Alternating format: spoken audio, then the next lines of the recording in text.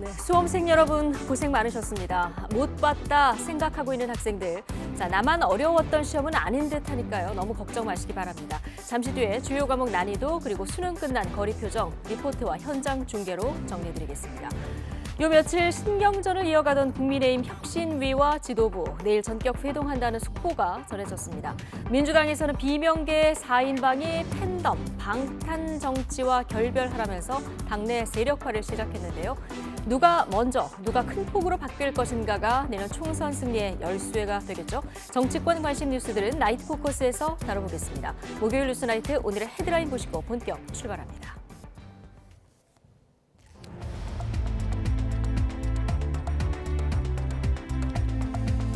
11월 16일 목요일 뉴스나이트 주요 뉴스입니다. 2024학년도 수능이 모두 마무리됐습니다.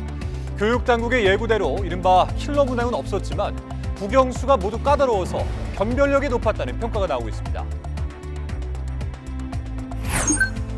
국민의힘 김기현 대표가 윤심을 거론하며 쇄신을 압박해왔던 이뉴한 혁신위원장을 직격한 가운데 두 사람이 내일 전격 회동합니다. 민주당에서는 비명계 의원 4명이 공식 세력화에 나서 탈당으로 이어질지 주목되고 있습니다. 메가시티 등 현안 논의를 위해서 서울, 경기, 인천 세 광역자치단체장이 만났습니다.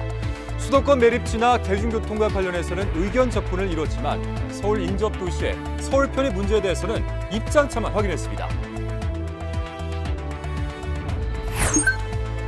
현행 9%인 국민연금 보험료율을 최소 4%포인트 이상 올리는 두 가지 방안이 국회 연금개혁 특위에 보고됐습니다. 총선을 앞둔 정치권이 논의에 속도를 낼지는 미지수입니다. 미국과 중국이 단절됐던 군사대화 채널을 복원하기로 합의했습니다. 하지만 타이완 독립과 미국의 수출 통제 문제에서는 이견을 좁히지 못했습니다. 오후부터 내린 비와 함께 찬바람이 강해지고 있습니다. 내일은 다시 영하권 추위가 찾아오면서 서울 등 곳곳에 첫눈이 내리겠습니다.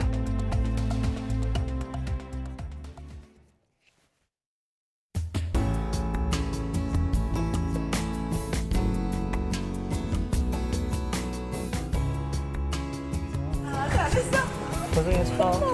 재밌었어.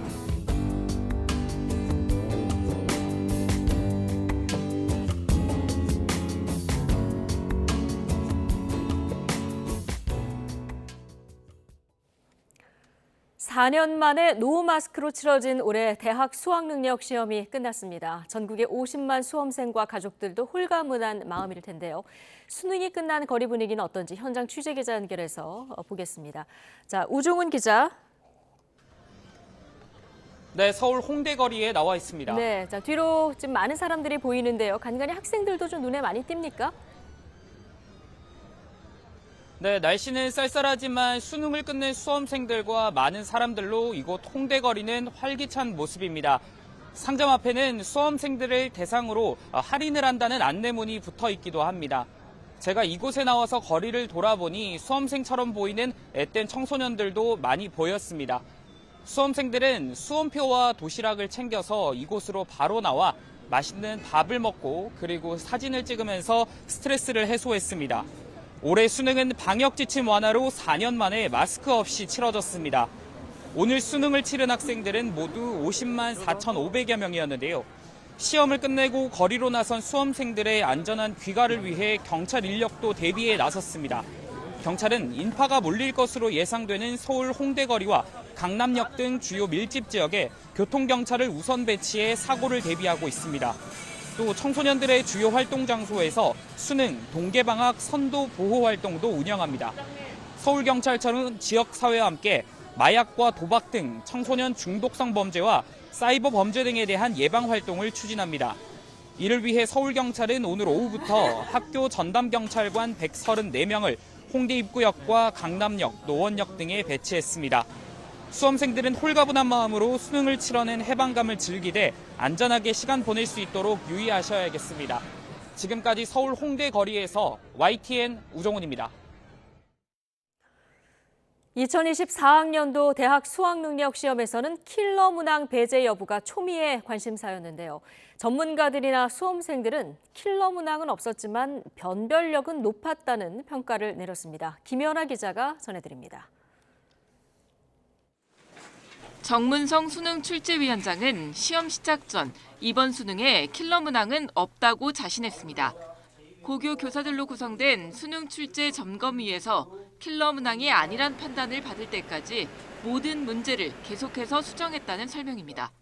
킬러 문항 요소가 있다라고 의견이 오면 저희들이 그걸 100% 받아서 수정 보완하는 방식으로 이번에는 그 소위 킬러 문항은 출제하지 않았다 이렇게. EBS 현장 교사단과 주요 입시 업체들도 킬러 문항은 없었지만 변별력은 확보했다고 평가했는데 수험생들도 결코 쉬운 시험은 아니었다고 입을 모았습니다. 작년 같은 경우에는 진짜 킬러 문제는 킬러 문제다. 이번에는 구분이 사라져서 그냥 다 하나같이 어렵게 나왔던 것 같아요. 네, 그래서 시간이 많이 부족했습니다. 그래서.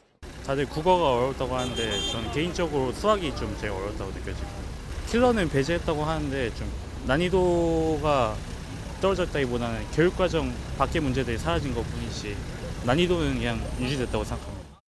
국어는 친숙한 지문이 많았음에도 정작 정답을 고르기 어려운 문제가 많아서 불국어라던 9월 모의평가보다 더 어려울 것으로 보이고 수학의 경우 과도한 계산식을 요구하지는 않았지만 9월 모평보다 까다로워져서 최상위권 변별력을 확보했다는 평가입니다.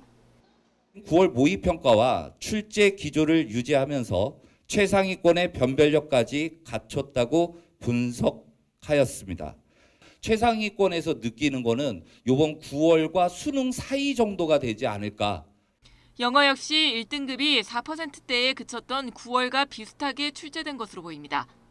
국영수 모두 어려워서 변별력 확보는 충분할 것으로 보이지만 2, 3등급 학생들 가운데 수능 최저 기준을 맞추기 어려운 경우가 늘어날 수 있다는 전망도 나옵니다.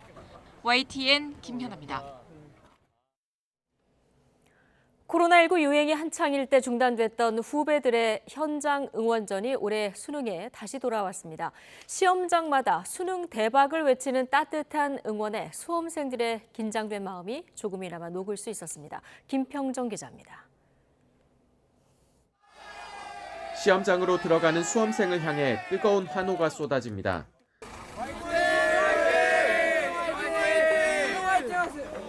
교문 앞이 떠들썩해진 것은 수능 시험을 치르는 선배들을 응원하러 후배들이 모였기 때문입니다. 저희 학생이어가지고 고3형들 응원차 나오게 되었습니다. 화이팅! 후배들의 현장 응원전은 코로나19가 유행한 지난 3년 동안엔 열리지 못했습니다. 그 아쉬움을 털어버리듯 올해는 시험장마다 이른 아침부터 수능 대박 또는 수능 만점이 적힌 손팻말을 든 학생들로 북적였습니다.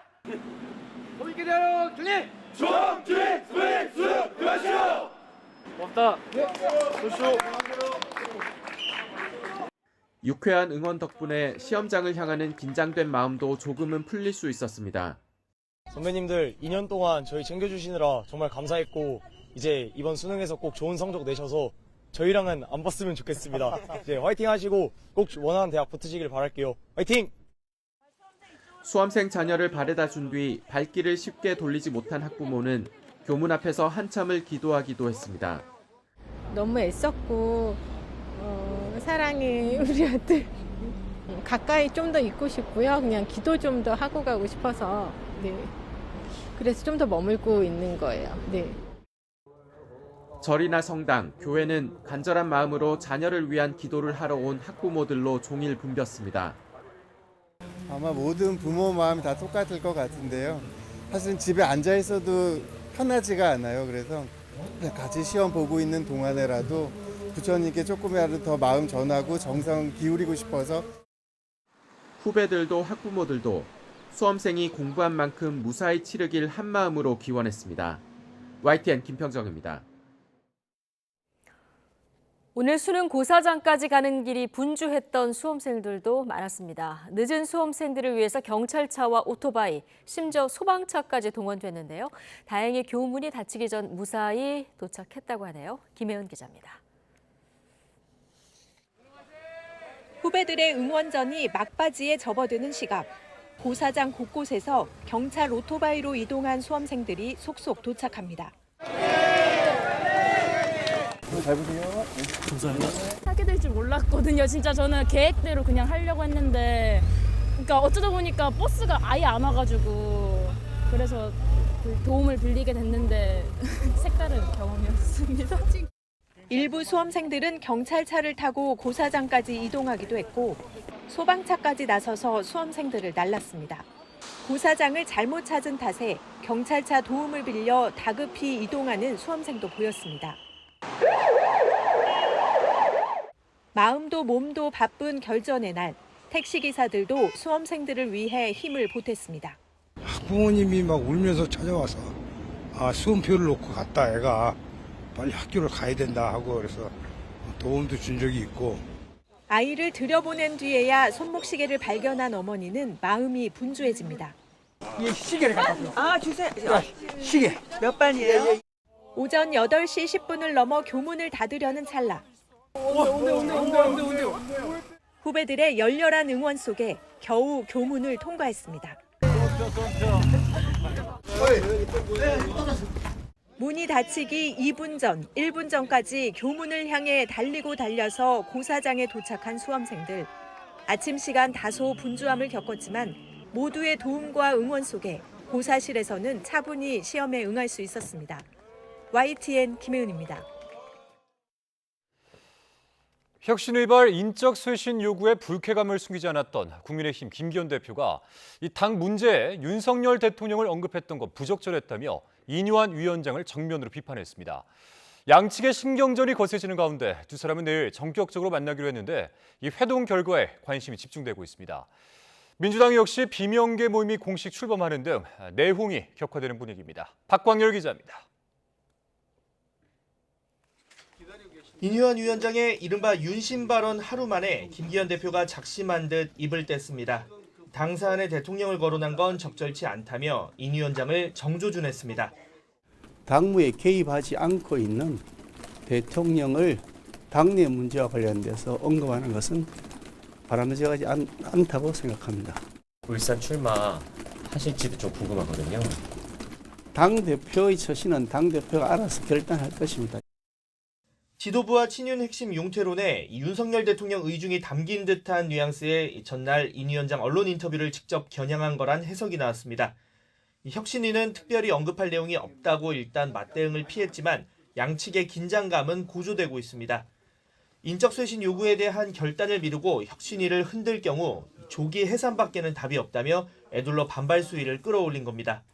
계속 거부하고 받아들이지 않으면 혁신위가 할 수 있는 스스로의 자체적 판단으로 할 수 있는 일은 혁신위를 해체하는 것뿐이 더 있겠느냐. 신경전이 고조되는 상황에서 김기현 대표와 이뉴한 위원장의 회동이 전격적으로 결정됐습니다. 혁신위 활동 개시 이후 첫 만남인데 용태론을 계기로 불거진 충돌 양상을 수습할지 관심이 쏠립니다. 당 핵심의 거취와 쇄신을 둘러싼 논란은 민주당 내에서도 확산하고 있습니다. 그동안 개별적으로 목소리를 내오던 대표적 비명계 4인방은 공식 모임을 꾸리고 세력화에 본격 나섰습니다. 이재명 방탄과 강성 팬덤 정치, 개딸과의 결별을 촉구하며 친명 주류의 대립각을 세웠습니다. 친명 1세계 지도부, 강성 지지층, 외부의 유튜브 언론 등 획일적 전체주의적 목소리로는 국민의 민주당으로 갈 수 없습니다.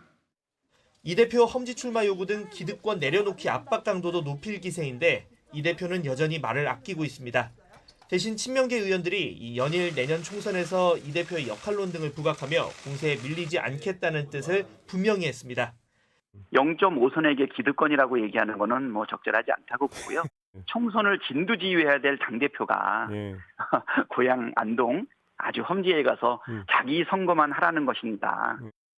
이 총선 시계가 부쩍 빨라지면서 여야 모두 당내 역학구도를 둘러싼 내홍의 불씨가 커지고 있습니다. YTN 박광렬입니다. 대통령실은 국민의힘 이뉴한 혁신위원장이 앞서 윤석열 대통령 측으로부터 일종의 신호를 받았다고 밝힌 것과 관련해 그런 것은 없었다고 일축했습니다. 대통령실 고위 관계자는 오늘 기자들과 만나 윤 대통령이 혁신위에 힘을 실어줬다는 얘기로 당이 시끄럽다는 질문에 당에서 알아서 해야 한다고 말했습니다. 인 위원장과 김기현 대표의 갈등을 묻는 말에는 분위기가 그러면 바람직하지 않다면서도 잘못하면 당무 개입이라고 할 테니 관여는 하지 않는다는 취지로 선을 그었습니다. 수백억 원대 통장 잔고 증명서를 위조하고 또 이를 행사한 혐의 등으로 재판에 넘겨졌던 윤석열 대통령의 장모 최은순 씨에 대해서 대법원이 징역 1년의 실형을 확정했습니다. 항소심에서 법정 구속됐던 최 씨는 보석 청구도 기각되면서 내년까지 수감 생활을 이어가게 됐습니다. 김철희 기자입니다. 윤석열 대통령의 장모 최은순 씨에 대해 대법원이 징역 1년의 실형을 확정했습니다. 지난 2013년 경기 성남시 도촌동 땅을 살 때 은행 잔고 증명서를 위조한 혐의 등에 대해서입니다. 최 씨는 저축은행에 돈을 맡겨둔 것처럼 통장 잔고 증명서를 위조한 것으로 드러났는데 모두 4차례 규모는 349억여 원에 달합니다. 여기에 위조된 증명서 가운데 한 장을 법원에 제출하기까지 하고 구매한 땅을 동업자 사위 명의로 허위 등기한 혐의도 받았습니다. 뒤늦게 기소된 최 씨는 재판 과정에서 잔고 증명서 위조 사실은 인정했지만 이 증명서가 소송에 쓰인다는 것을 알지 못했다며 나머지 혐의를 부인했습니다. 위조된 잔고 증명서가 실제로 법원에 소송 증거로 제출되는지 모르셨나요? 도촌동 땅 차명으로 산 혐의 인정하십니까? 그러나 1심과 2심 재판부는 모든 혐의를 인정해 징역 1년의 실형을 선고했습니다. 특히 항소심 재판부는 최 씨가 저지른 죄의 질이 나쁘고 재범이나 도주 우려도 있다며 최 씨를 법정 구속했는데 당시 최 씨는 격앙된 반응을 보이다가 법정에서 쓰러지기도 했습니다. 이후 최 씨는 판결에 불복해 상고했지만 4개월도 안 돼 나온 대법원 판단 역시 항소심과 같았습니다. 대법원은 원심 판결이 증거의 증명력을 법관의 자유 판단에 맡기는 자유심증주의 원칙을 어기지 않았고 혐의에 대한 법리 오해도 없었다고 설명했습니다. 최 씨는 법정 구속된 뒤 2달 만인 지난 9월 건강 상태를 이유로 보석을 신청했는데 이번에 형이 확정되면서 내년 7월까지 그대로 수용 생활을 이어가게 됐습니다. 다만 윤 대통령이 최 씨를 사면하거나 가석방으로 풀려날 경우 수용 생활은 더 빨리 끝날 수 있습니다. YTN 김철입니다.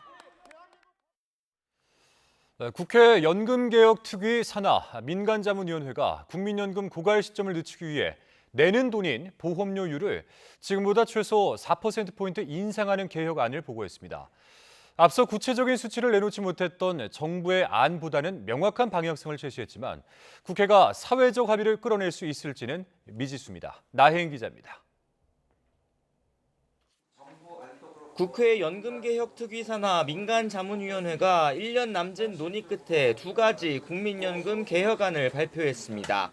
지금보다 더 내고 더 받는 안과 더 내고 조금 덜 받는 안으로 나뉩니다. 현재 9%인 보험료율을 13%로 4%포인트 올리고 소득 대체율도 50%까지 상향하는 첫 번째 안은 기금 고갈 시점을 7년 늦추는 것으로 분석됐습니다. 보험료율 인상폭을 15%로 더 크게 하되 소득 대체율을 40% 선에서 유지하는 두 번째 안은 고갈 시점을 16년 정도 미루는 것으로 예상됐습니다. 2055년이면 바닥날 것으로 보이는 연기금 상황을 고려해 2가지 선택지 모두 보험료율 인상이 불가피하다고 본 겁니다. 결국 차이는 받는 돈, 즉 소득 대체율인데 노후 소득 보장성을 강화할지 아니면 재정 안정성에 초점을 맞출지가 핵심 쟁점인 셈입니다. 보험료율을 15%로 인상하고 소득 대체율을 40%로 그냥 유지하게 되면 기금 고갈 시점이 16년 정도 연장이 됩니다. 소득 대체율을 50%로 인상할 경우에 기금 고갈 시점이 7년 정도 연장됩니다. 내는 돈을 최소 13%로 올렸을 때 국민연금 가입자가 부담해야 할 월평균 보험료는 지금보다 94,000원가량 늘어날 것으로 전망됩니다. 어떤 방안을 택하든 시점의 문제일 뿐 기금 고갈은 피할 수 없지만 구체적인 수치를 제시하지 않아 맹탕이란 비판을 받았던 정부안보다는 범위가 좁혀졌습니다. 여당 소속 연금특위 위원장은 정부 역시 국민 공론화 과정을 거치기 전에 숫자를 논하는 모수 개혁안을 내놓아야 한다고 압박했습니다. 어느 정도 의견을 가지고 찬반을 묻든지 이래야 하는 것이지 백지로 던져주고 여러 가지 선택 가능한 무슨 24개 조합 중에서 하라는 것은 효율성이 되게 떨어진다고 보여지고 하지만 정부와 여당은 여전히 조심스러운 모습입니다. 노후 소득 보장 체계의 지속 가능성을 위해선 국민연금을 얼마나 더 내고 받을지 고민하기 전에 기초연금과의 연계 등 연금 체계 구조 전반을 촘촘히 짜야 한다는 겁니다. 보험료율과 소득 대체율의 조정은 구조개혁과 같이 가야 된다는 원칙 하에서 한 거기 때문에 지금 이 자리에서 두 개 중에 하나를 고르라고 하시면 야당은 이런 소극적인 태도를 비판하면서도 연금 개혁 논의는 정부와 여당이 앞장서 끌어갈 문제라며 거리를 두고 있습니다. 정부가 연금 개혁 종합 개혁안을 발표하고 난 다음에 국회에다 넘기고 뭘 하고 있냐는 거예요.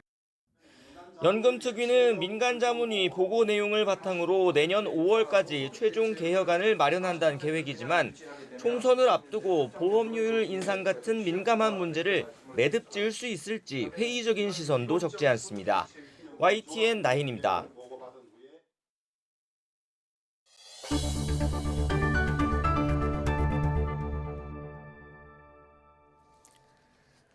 경기도 김포시 등의 서울 편입을 추진해온 국민의힘은 김포시를 대상으로 한 원포인트 특별 법안을 발의했습니다.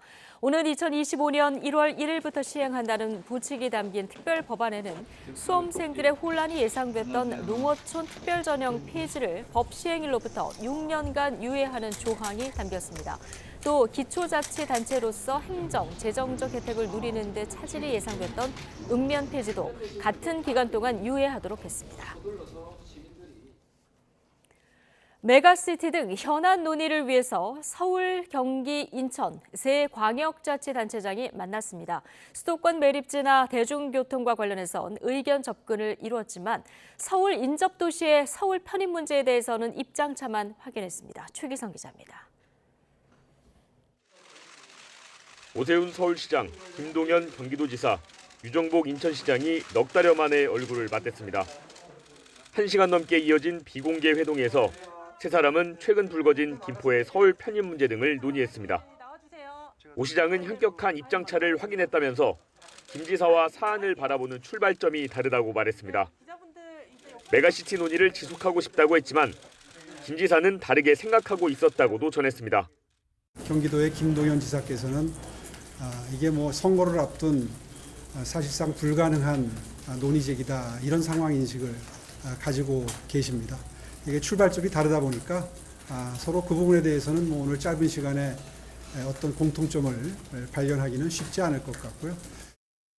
김 지사는 국민의힘이 발의한 이른바 김포서울 편입 특별법에 대해 총선을 앞둔 사기극이라고 비판했습니다. 국토 균형 발전과 어긋나는 방향으로 가고 있다며 서울 편입에 반대 의견을 거듭 밝혔습니다.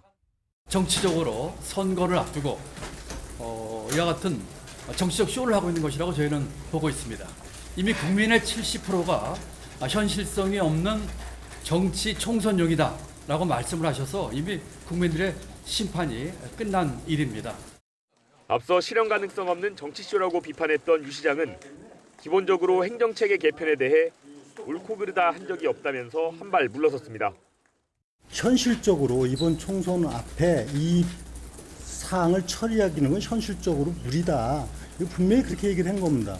해야 된다, 안 해야 된다 이런 입장을 얘기한 게 없습니다.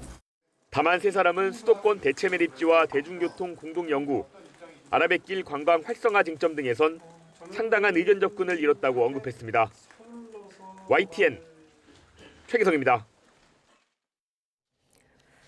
윤석열 대통령이 근본적 개선 방안을 만들 때까지 공매도를 금지하겠다고 공언한 가운데 정부와 여당이 보완 대책의 큰 틀을 발표했습니다. 기관과 개인의 상환 기간이나 담보 비율 등을 똑같이 적용해 기울어진 운동장을 바로잡겠다는 게 핵심입니다. 강민경 기자입니다. 주식 공매도는 그동안 개인 투자자들 사이에서 기울어진 운동장이란 비판이 끊이질 않았습니다. 주가가 하락할 걸 예상하고 주식을 빌려서 팔았다가 실제 주가가 내려가면 싸게 사서 갚아 이익을 내는 투자 기법이다 보니 하락장을 부추긴다는 지적이 계속됐던 겁니다. 특히 우리나라는 개인 투자자에만 빌린 주식을 갚는 상환 기간을 90일로 제한하는 등 조건을 까다롭게 달아뒀습니다. 원칙상 1년이지만 협의에 따라 얼마든지 연장할 수 있는 기관, 외국인과는 차이가 납니다. 상환 기간이 길면 길수록 주가가 더 내려가길 기다릴 수 있는 만큼 개인 투자자 입장에선 불리할 수밖에 없는 구조인 겁니다. 민생을 내건 윤석열 대통령이 근본적 개선안 마련을 지시한 이유인데 이틀 만에 정부 여당이 큰 그림을 내놓았습니다. 공매도 조건을 차별 없이 하나로 통일하는 게 핵심입니다. 기울어진 운동장을 근본적으로 해소하기로 하였습니다. 현실적으로 공매도 거래에 제약이 있는 개인 투자자에게 기관보다 좀 더 유리한 여건을 조성하기로 하였습니다. 당장 개인과 외국인, 기관을 구분하지 않고 상환 기간을 90일로 통일하고 상황에 따라 모두 연장할 수 있도록 제도 개선을 추진할 계획입니다. 개인 공매도 투자자의 담보 비율은 기존 120%에서 기관과 같은 수준의 105%로 낮추겠다는 방침입니다. 주식을 빌리지도 않은 상태에서 내답하는 불법 무차입 공매도를 막기 위해 실시간 차단 시스템 구축도 검토하기로 했습니다. 실무를 담당하고 있는 거래소와 금융감독원 등이 관련된 전산 시스템의 모양이 어떻게 될지에 대해서 구체적으로 앞으로 테이프를 운영해 가면서 이와 함께 공매도 공시 대상을 현행 발행량의 0.5% 이상에서 0.01% 또는 잔고 금액 10억 원 이상으로 확대해 정보의 투명성을 높이고 불법 공매도 처벌 수위 역시 강화하기로 했습니다. 당정은 공매도가 한시적으로 금지된 내년 6월 말까지 최대한 보완 대책을 완성하겠다는 계획인데 상황이 여의치 않으면 금지 기간을 더 연장할 가능성도 열어뒀습니다. YTN 강민경입니다. 미국과 중국이 그동안 관계 경색으로 단절됐던 군사 대화 채널을 복원하기로 합의했습니다. 양국 정부는 조 바이든 미국 대통령과 시진핑 중국 국가주석이 샌프란시스코 인근 우드사이드에서 열린 대면 정상회담에서 이같이 합의했다고 밝혔습니다. 두 정상은 또 미국 사회에서 심각한 사회 문제로 떠오른 마약성 진통제 펜타닐과 관련해서는 중국이 원료 제조 회사를 직접 단속하기로 합의했습니다. 하지만 타이완 문제와 관련해서는 시진핑 주석은 미국의 타이완 무장을 중단하고 평화 통일을 지지해야 한다고 강조하고 바이든 대통령은 타이완 해협의 평화와 안정, 현상 유지를 강조하는 등 상호 입장을 견지했습니다. 시진핑 주석은 바이든 대통령과 비공개 회담에서 타이완 통일 의지를 강조하면서 날을 세웠습니다. 바이든 대통령은 회담 직후 기자회견에서 시 주석을 또다시 독재자라고 불렀습니다. 베이징 강정규 특파원입니다. 중국은 결국 통일될 것이고 또 반드시 통일할 것이다. 시진핑 주석은 바이든 대통령 앞에서 통일을 2번이나 강조했습니다. 타이완의 무기 제공을 중단하라고 직격탄을 날리기도 했습니다. 미국 정부엔 날을 세우면서도 기업인들에겐 유화 메시지를 보냈습니다. 민관 분리 대응 전략입니다. 中国愿意同美国做伙伴，美国也不要赌中国输，不要干涉中国内政。 참가비만 $2,000, 시 주석과 같은 테이블은 $4만 넘는다는 관람한찬. 테슬라의 일론 머스크, 애플 팀 쿡 등 내로라는 미국 CEO들이 대거 참석했습니다. 비슷한 시간 바이든 대통령의 단독 기자회견에선 돌발 발언이 튀어나왔습니다. Well, look, he is. I mean, he's a dictator in the sense that he is a guy who runs a country that is a communist country that's based on a form of government totally different than ours. 중국 외교부는 매우 잘못된 표현이자 무책임한 정치적 농간이라며 즉각 반발했습니다. 总有一些别有用心的人企图挑拨破坏中美关系，这也不会得逞。 다만 지난 6월 독재자 발언 때 정치 존엄에 대한 공개 도발이라고 비난했던 것과 비교하면 수위를 조절한 흔적도 엿보입니다. 베이징에서 YTN 강정규입니다. 비, 눈과 함께 다시 찬바람이 강해지고 있습니다. 내일부터는 내륙 기온이 영하권으로 떨어지고 서울에도 첫눈이 내릴 것으로 보입니다. 정혜윤 기자의 보도입니다.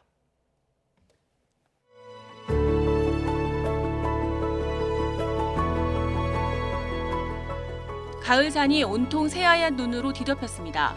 산 정상으로 가는 길목은 마치 하얀 용달을 깔아놓은 것처럼 변했습니다. 나무와 바위 위에 소복이 쌓인 눈이 겨울이 다가왔음을 알리는 듯합니다. 찬 공기를 동반한 기압골이 우리나라 북쪽을 통과하면서 내륙에는 비가 내렸지만 기온이 낮은 강원과 호남 그리고 제주권 산간 정상 부근을 중심으로는 제법 많은 눈이 내려 쌓였습니다. 밤사이에는 북서쪽 상공에서 다가온 강한 한기가 영향을 줄 것으로 보입니다. 서해에 눈구름이 만들어지고 저기압이 동반되면서 서해안과 내륙 곳곳에 올가을 첫눈이 내릴 가능성이 큽니다. 해기차에 의해서 만들어진 구름대가 서해상을 지나 전라권과 그리고 제주도를 영향을 줄 것으로 예상되는데 17일 오후부터 밤 사이에서는 강한 저기압성 소용돌이에 의해서 이 해기차에 만들어진 구름대가 내륙 쪽으로 깊숙하게 유입되는. 기상청은 제주 산간에 최고 15cm 이상, 서해안에 최고 10cm 이상의 큰 눈을 예고했습니다. 강원 산간에도 최고 7cm의 많은 눈이 내리면서 대설특보가 확대 발령될 것으로 보입니다. 수도권에는 1에서 3cm에 달하는 올가을 들어 첫눈이 내릴 가능성이 큽니다. 특히 서울 아침 기온이 영하권에 머물며 도로 살얼음으로 인한 미끄럼 사고가 우려됩니다. 기상청은 이번 눈이 내일 밤부터 점차 그치겠지만 주말 아침까지는 영하권의 추위가 이어지겠다며 교통안전에 각별히 유의해달라고 당부했습니다. YTN 정혜윤입니다. 네, 꼭 이맘때였죠. 지난 2017년 11월 경북 포항에서 규모 5.4의 강진이 발생했습니다. 원인 조사 결과 지역발전소 때문에 지진이 난 것으로 드러났는데요. 포항 시민들이 국가를 상대로 정신적 피해를 배상을 하며 소송을 냈는데 1심 재판부가 시민들의 손에 들어줬습니다. 김근우 기자가 취재했습니다. 굉음과 함께 바닥이 흔들리자 자동차가 마치 장난감처럼 휘청입니다. 벽이 종이장처럼 찢어졌고 유리는 박살났습니다. 지난 2017년 11월 경북 포항에서 일어난 지진은 엄청난 피해를 가져왔습니다. 정부 조사에서 밝혀진 원인은 지열발전소. 지열발전 사업을 위해 땅속에 물을 주입한 것이 지진으로 이어진 겁니다. 트라우마에 시달리던 포항 시민들은 지진으로 인한 정신적 피해를 배상하라며 국가를 상대로 소송에 나섰습니다. 5년 반에 걸친 법정 다툼 끝에 법원은 시민들의 손을 들어줬습니다. 재판부는 지열 발전으로 인해 지진이 난 것으로 판단되는 만큼 국가 배상 책임이 인정된다며 대한민국과 포스코홀딩스 등이 피해 정도에 따라 위자료 200만 원에서 300만 원씩을 지급하라고 판결했습니다. 긴 재판 끝에 승소한 시민들은 환영했습니다. 특히 정신적 피해를 배상받게 된 만큼 물리적 피해 배상도 요구하겠다고 밝혔습니다. 누구나 300만 원씩 위자료를 지급받을 수 있게 됐습니다. 인적, 물적 측면의 피해에 대해서도 보상의 길이 열리게 되었습니다. 이번 소송에 참여한 시민은 5만여 명입니다. 하지만 판결이 확정되면 나머지 포항 시민 45만여 명도 소송을 통해 같은 위자료를 받을 수 있습니다. 이 경우 정부가 내야 할 위자료는 1조 5천억 원으로 늘어납니다. 상급심에서 판단이 1심과는 다르게 나올 가능성도 있습니다.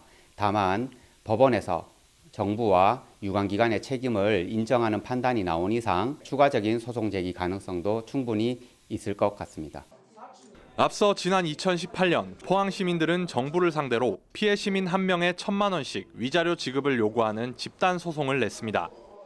다음해 정부 조사단이 지열 발전과 지진의 인과관계를 인정하면서 소송인단은 5만여 명으로 늘어났고 그동안 모두 19차례에 걸친 변론이 이어졌습니다. YTN 김근우입니다. 부쩍 쌀쌀해진 날씨와 함께 김장철이 다가오고 있습니다. 고물가 상황 속에도 올해 김장 비용은 지난해보다는 소폭 줄어들 전망입니다. 김태민 기자의 보도입니다.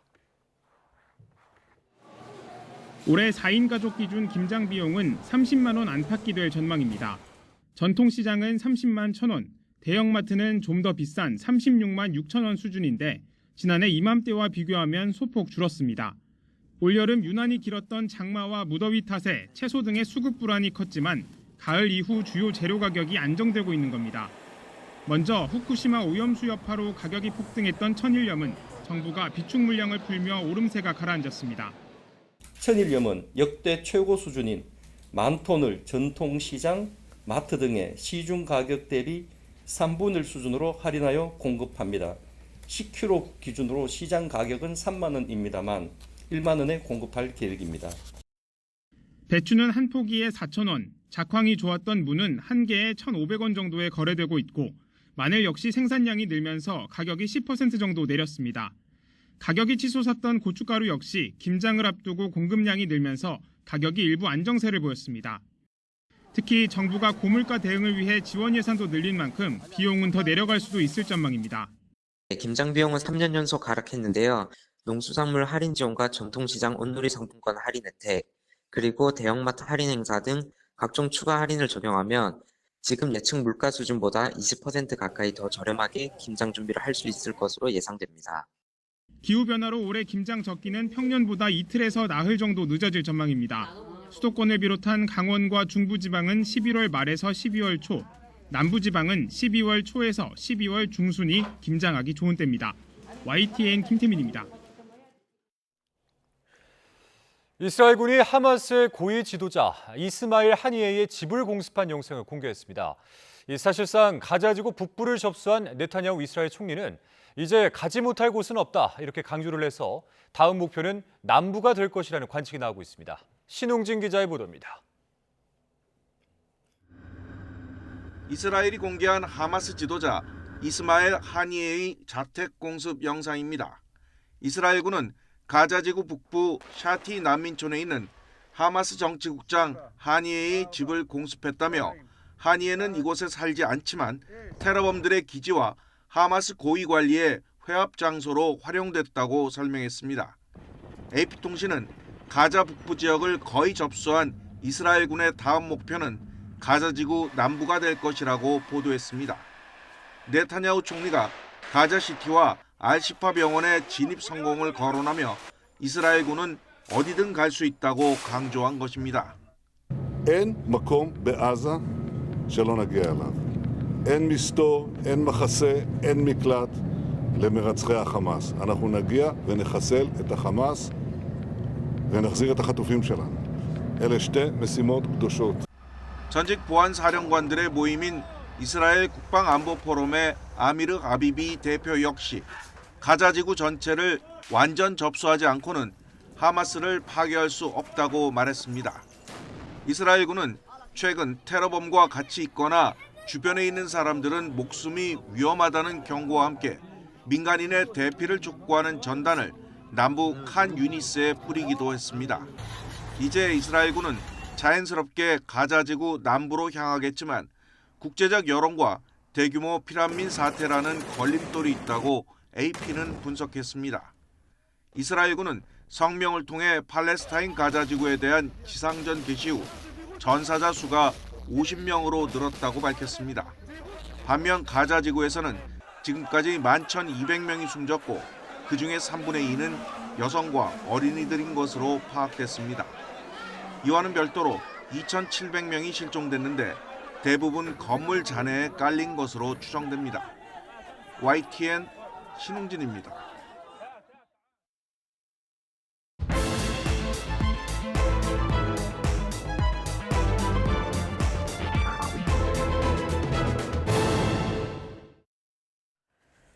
정치권 관심 뉴스들 진단해보는 나이트 포커스. 오늘은 김근식 전 국민의힘 비전전략실장 그리고 김준일 뉴스톱 수석 에디터 두 분 모셨습니다. 어서 오십시오. 안녕하세요. 예, 안녕하십니까. 자, 김기현 대표와 인효한 혁신위원장. 자, 혁신이 출범할 때만 해도 굉장히 화기애애했는데요. 그러나 너무 빨리 달린 탓이었을까요? 최근 몇 차례 경고음이 울렸죠. 자, 이런 신경전 속에 내일 아침 두 사람의 전격 회동 소식이 전해졌습니다. 자, 주제 영상 먼저 보시고 이야기 풀어가겠습니다.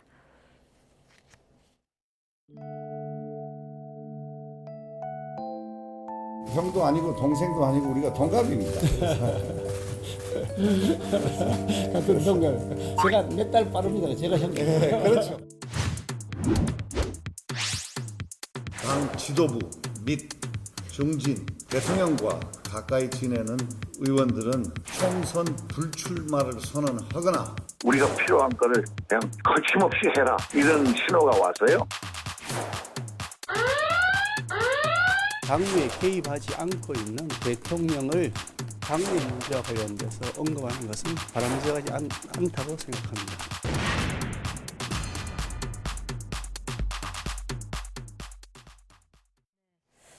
자, 저렇게 신경전이 며칠간 이어졌는데 이제 내일 오전에 만난다 이런 소식이 전해졌습니다. 자, 어제 인요한 위원장의 그 인터뷰 내용 중에 신호가 왔다. 이 발언 때문에 좀 당이 하루 종일 좀 출렁였던 것 같은데 분위기가 어땠던 것으로 전해집니까? 그러니까 처음 시작했을 때 이 김기현 당대표 지도부와 인요한 혁신위원회는 사실은 공동 운명체로 시작을 한 거죠. 네. 왜냐하면 강서구청장 패배 이후에 다시 당이 재생하고 정상화되기 위해서는 둘 다 목표가 똑같았기 때문에 공동 운명체로 시작을 했고 아까 화면에 나온 것처럼 놀라울 정도로 전권을 줬다라고 서로 확인했지 않습니까? 네.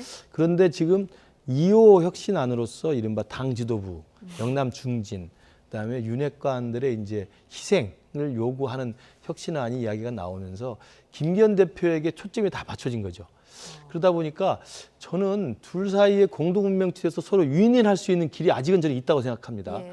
왜냐하면 혁신위에서 제안했던 그 2호 의안은 뭐냐면 불출마 내지는 험지 출마를 이야기하는 거거든요. 그러니까 무슨 당대표직을 내려놓고 정계 은퇴를 하라든지 무슨 비대위로 넘어가자는 이야기가 결코 예. 아니에요.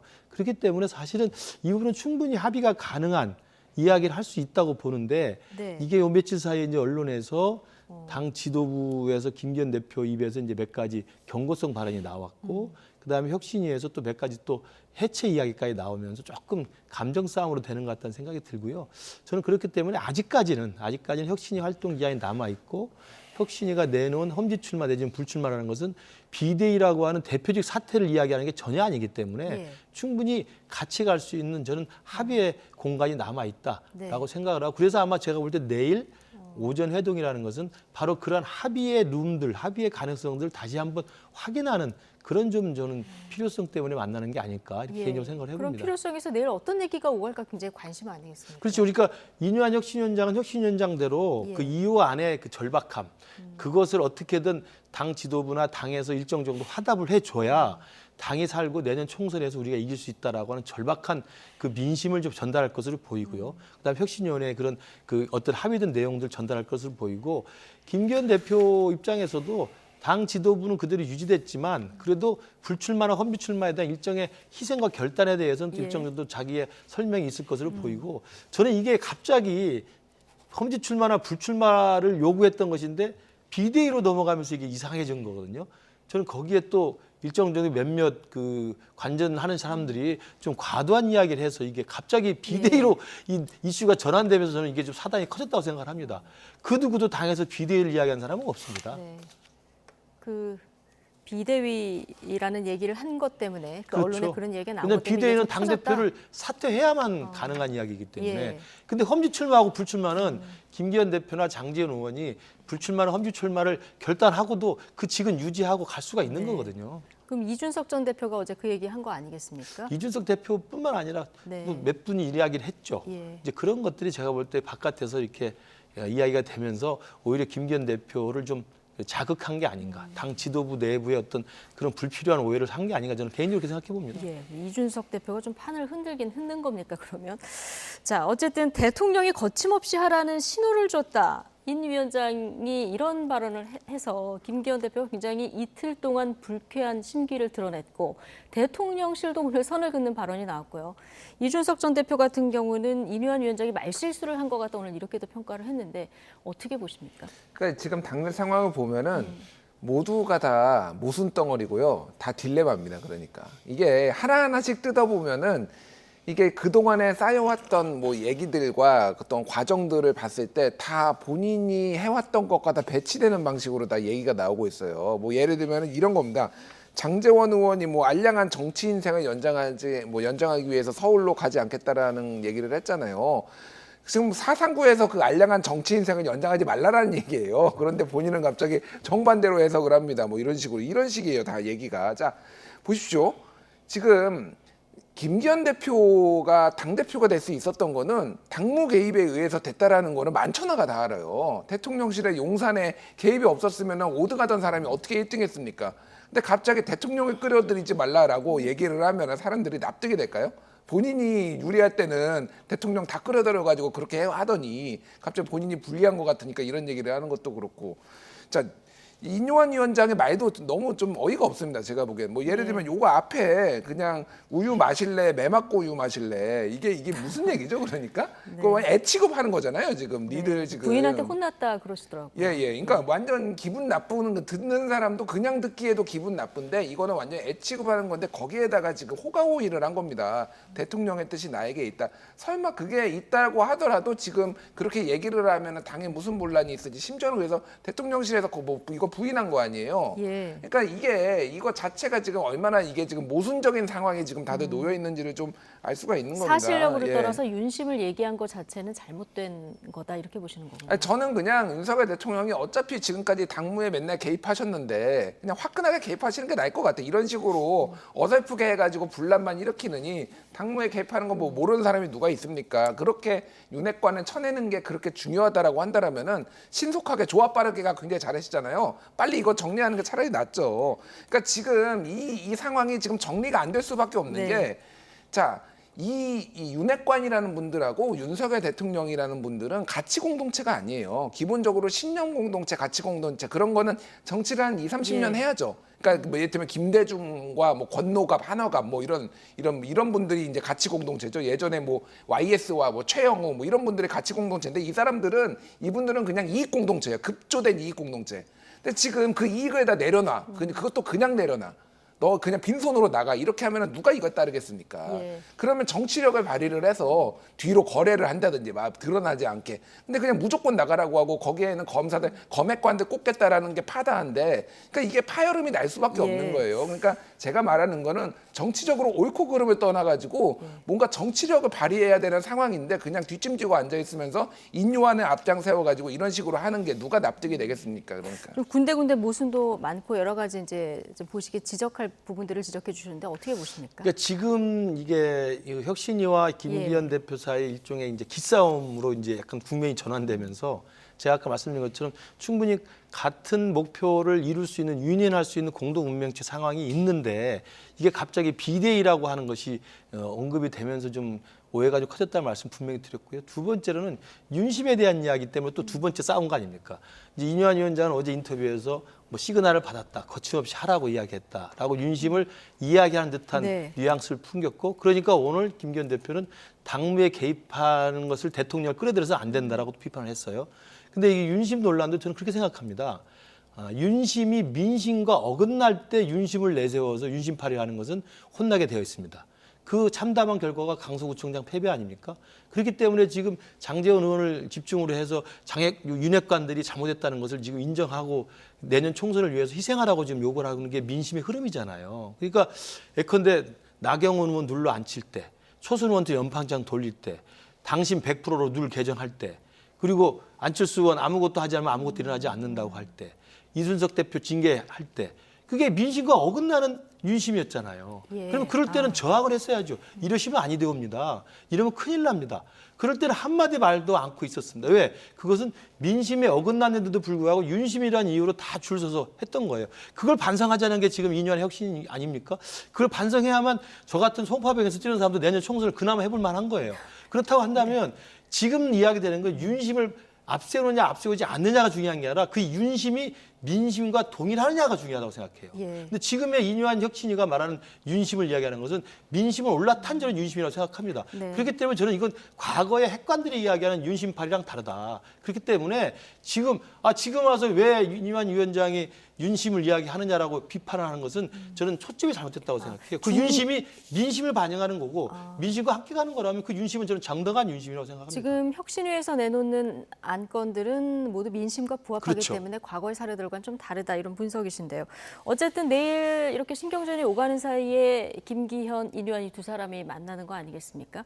지금 뭐 좀 속도 조절이 필요하다, 너무 밀어붙인다는 의견도 있고, 그런데 오늘 또 혁신위원 한 분은 뭐 이렇게 가다가는 혁신위가 그냥 해체밖에 답이 없다 이런 얘기를 또 하시더라고요. 예, 뭐 벼랑끝 전술이죠. 계속 이제 아무것도 안 하겠다, 내놓지 않고 오늘도 이제 논평 계속 안 내오고 있고 뭐 혁신안도 안 나오고 있다라는 건데 지금 김기현 대표가 공관위 조기 출범을 꺼내들었어요. 갑자기 공관위를 조기 출범시키겠다라는 건데 공천관리위원회를, 그 명분인즉슨 혁신위가 내놓은 제안들, 예를 들면 비례대표의 명부 당선권에 청년을 50% 배정을 한다든지, 예. 예를 들면은 뭐 우세 지역의 청년 전략 지역구로 정해가지고 이걸 한다든지, 이거는 최고위원회에서 결정한 문제가 아니다. 공관위에서 결정한 문제다라는 명분을 꺼내들은 거예요. 예, 저번에 혁신위에서 제안한 예, 그렇죠. 그러니까 이거는 모양은 혁신이 너희들의 어떤 요구 조건을 내가 최대한 수용하기 위해서 공관위라는 거를 그럼 빨리 해볼게. 공관위는 보통 한 2월에 보통 나오거든요. 2월 정도에, 뭐 빠르면 좀 1월 정도에. 근데 이제 공관위를 꺼내드는 순간 모든 관심은 다 공관위로 갈 겁니다. 여론의 모든 관심은. 그러지 않겠습니까? 그러면은 혁신위는 사실은 해체하나 마나 어차피 받아들여 준다라니까 본인들이 명분도 어정쩡해지고 해체를 할 명분도 어정쩡해지고 스포트라이트는 다 죽고, 이런 식으로 사실은 이제 뭐 김기현 대표 입장에서는 회심의 카드인 거예요, 이게. 그러니까 이런 식으로 이제 신경전이 있는 겁니다. 제가 말씀드린 거는 이미 좀 같이 가기 되게 어려워졌어요. 굉장히 이뇨한 위원장이 이거를 모르겠습니까? 그러면 이걸 공간이 갑자기 만든다고 하면 이게 꼼수라는 거를. 그러니까 기본적으로 좀 같이 가기 굉장히 어려워져서 내일 무슨 말이 나올지는 모르겠으나 예. 뭐 이게 겉으로는 뭐 이렇게 격려하고 덕담하고 뭐 이렇게 또 손잡고 우리가 동갑입니다. 뭐 누가 생일이 몇 개월 빠릅니다. 이런 얘기부터 할지 모르겠으나 이거는 좀 근본적으로 힘든, 그러니까 계속 비대위 얘기가 나오는 겁니다. 혁신위가 무너지는 순간 김기현 체제도 무너질 수밖에 없잖아요. 그거에 대해서는 아마 대부분 동의를 하실 겁니다. 그런 상황이 비대위로 이어질 수밖에 없다, 이렇게 보는 관측이 나오는 거죠. 예. 좀 관계 회복이 어려울 것 같다, 그 반증의 증거로 공천관리위원회 지금 조기 출범 카드를 김기현 대표가 꺼낸 이 부분을 좀 짚어주셨는데요. 그건 이제 당 관계자 발로 예. 나온 일부 기사고요. 예. 확인된 건 아직은 좀 사실관계를 좀 봐야 될 것 이건 같습니다. 사실관계를 좀 확인해야 왜냐하면 이거 굉장히 중대한 사실이기 네. 때문에 공관위를 12월 초에 띄우는 경우는 없어요. 그건 사실은 이제 분란을 일으킨다는 의미가 크고, 예. 그다음에 이제 지금의 당 지도부와 혁신위 사이의 갈등이 지금 수면 위로 올라와 있는 상황에서 공관위 조기 출범이라는 것은 사실은 당 대표직을 그대로 유지한 채로 선거를 내 중심으로 치르겠다라는 의지로 읽힐 수 있는 대목이거든요. 그렇기 때문에 공관위 조기 출범은 제가 볼 때 일부 당직자들 사이에 당 관계자들 발로 나온, 제가 볼 때 아직은 그 결정된 사항은 아니라는 생각이 들고요. 그냥 뭐 언급만 됐을 정도의 사안인 그러니까 일부에서 것 흘러나올 같다. 수 있는 예. 이야기일 수 있고, 왜냐하면 그게 이제 지금 김기현 대표하고 이뇨한 혁신위원 사이에 이 힘겨루기 싸움에서 이뇨한 혁신위원장이 이야기했던 사모 의안 같은 경우는 공관위에서 결정할 사안이기 때문에 공관위 일찍 띄운다는 이야기인데요. 사실은 그렇지도 않은 게, 그런 청년 비례대표 50% 할당하고 뭐 청년 오디션을 해가지고 전략 지역구에다 하겠다는 이야기 등등은 총선 기획단에서도 그 큰 방향의 가이드라인을 줄 수가 있어요. 예. 공관위는 사실 그것보다 더 세세하게 각 지역에 공천을 확정짓는 절차를 하는 거거든요. 그렇기 때문에 꼭 그 이유만으로 할 수 있는 건 아닌데, 예. 만약에 그런 식으로 기싸움이 좀 확산이 되면 제가 볼 때 이건 좀 물러서기 힘든 싸움이 되는 예. 거죠. 이제 그렇기 때문에 지켜봐야 되겠습니다만, 저는 여전히 아직도 내일 내일 두 분의 회동에서 일정 정도의 또 공동으로 목표를 실현할 수 있는, 공동 운명체로서 유인할 수 있는 여전히 저는 가능성과 기회가 남아 있다. 그럼 뭔가 국민들이 보기에 이게 풀렸구나, 이런 게 있어야 될 텐데요. 그렇죠. 그러니까 여전히 김기현 대표는 혁신위에 신임을 주고 정권을 준다는 이야기를 확인해주고, 이뇨한 혁신위는 김기현 대표의 조기 사퇴나 비대위를 이야기한 게 절대 아니다라는 걸 확인하는 정도는 이미 다 실제로 그게 사실이지 않습니까? 예. 그럼에도 불구하고 이게 좀 판이 커져버렸기 때문에. 근데 지금 혁신위가 가장 힘주어서 추진하고 싶어하는 게 친윤 중진들의 불출마 아니면 네네. 험지 출마 아니겠습니까? 네. 근데 아무도 대답을 안 하고 있는 상황이라서 내일 그럼 상징적인 뭐 김기현 대표, 장제원 의원 정도의 어떤 거취 문제가 두 사람 사이에 좀 의견이 왔다 갔다 할 수는 있을까요? 두 분 사이에 이야기는 할 수 있겠죠. 그러니까 만나서 뭐 허심탄회한 대화를 할 거기 때문에 그런 이야기를 충분히 의사소통을 할 수 있겠습니다만, 회동이 끝나고 대외적으로 그걸 공개적으로 이야기하기는 아직은 좀 섣부른 감이 있다고 봅니다. 알겠습니다. 자, 이런 이뇨한 위원장이 계속 만나려고 하는 분이 있죠. 이준석 전 대표인데요. 이준석 전 대표는 신당 창당과 관련해서 계속 언론의 관심을 지금 받고 있습니다. 이 전 대표의 최근 행보가 최종 창당까지 이어질지를 두고 의견이 엇갈리고 있는데요. 관련 발언들 모아봤습니다. 금태섭 전 의원하고 만약에 그 힘을 합하면 그때는 이제 가속도가 붙는다고 보세요? 저는 신당 노선이 다릅니다. 다르다? 갈등이 좀 있습니다. 왜냐하면 그러니까 이준석 대표는 굳이 따지면 친박 연대 같은 모델이에요. 이건 뭐냐면 우리 당 안에서 혁신의 에너지가 부족하기 때문에 당 바깥에서 에너지를 만들어서 다시 들어오겠다는 컴백 시나리오예요. 정치인으로서 가장 중요한 게 일관성과 신뢰거든요. 예. 그러니까 만약에 지금 저렇게 얘기를 하고 나서 유턴을 한다면은 글쎄요, 그렇게 할 것 같지는 않습니다. 국민의힘으로 돌아가거나 하는 예, 거면은 이준석 대표도 뭐 저를 만나거나 그러지는 않았겠죠. 신당에서 유턴하지 않을 거다. 당에 돌아오기 위한 컴백 시나리오다. 이렇게 의견이 갈렸는데 김준일 에디터는 뭐 누구 의견에 더 동의하십니까? 저는 뭐 돌아갈 가능성을 배제할 수 없는데 한 2년 최소 2년 안에는 안 돌아갈 거예요. 최소 2년. 일단 신당은 만들고 예, 2년 예. 안에는 안 들어간다. 예. 그러니까 뭐 그게 꼭 2년이라는 그 기한보다 네. 옛날 모델들처럼 바로 이제 나 당으로 돌아가겠어 이런 예. 식으로 하는 건 아니라는 거고.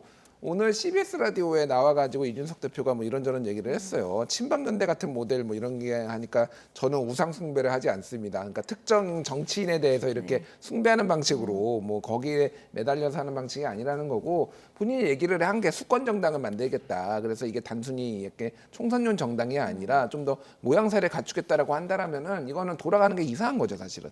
그거를 실패를 한다고 하더라도 돌아가기가 어려운 상황이고 그게 성공을 하면은 더더욱 돌아갈 이유가 없는 것이고 이게 뭐 수권 정당이라는 게 예를 들면 뭐 백석 이런 게 아니라 최소한 교섭 단체 정도로 이제 말하는 거죠. 그러니까 네. 그런 거를 한다라면은 뭐 돌아갈 이유가 없겠죠. 차라리 오히려 몸값을 바깥에서 키우다가 뭐 또 선거 다른 선거 즈음에서 뭔가 협상 카드로 쓰는 게 더 현실적으로도 전략적으로도 훨씬 더 뭐 좀 현명한 생각이고 네. 그리고 지금 금태섭 의원 같은 경우에는 아마 제3지대로 결과적으로는 손을 잡을 것 같기는 한데 협상 제가 조금 파악하기로는 이거는 뭐 직접 물어본 게 아니라 네. 기류를 보기에는 우선 협상 대상자에서는 아니다.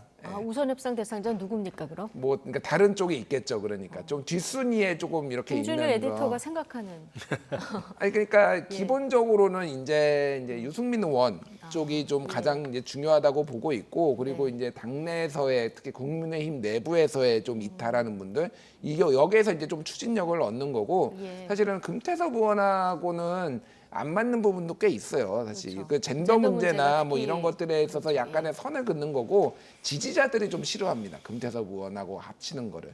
그러니까 이거는 명분이 빅텐트라는 뭐 이를테면 그런 이제 뭐 정치개혁이라는 명분이 주어졌을 때 가장 마지막 아니면 마지막 전 단계 정도의 손을 잡는 그림이 훨씬 더 현실적이다 이렇게 보는 게 맞을 것 같아요. 예.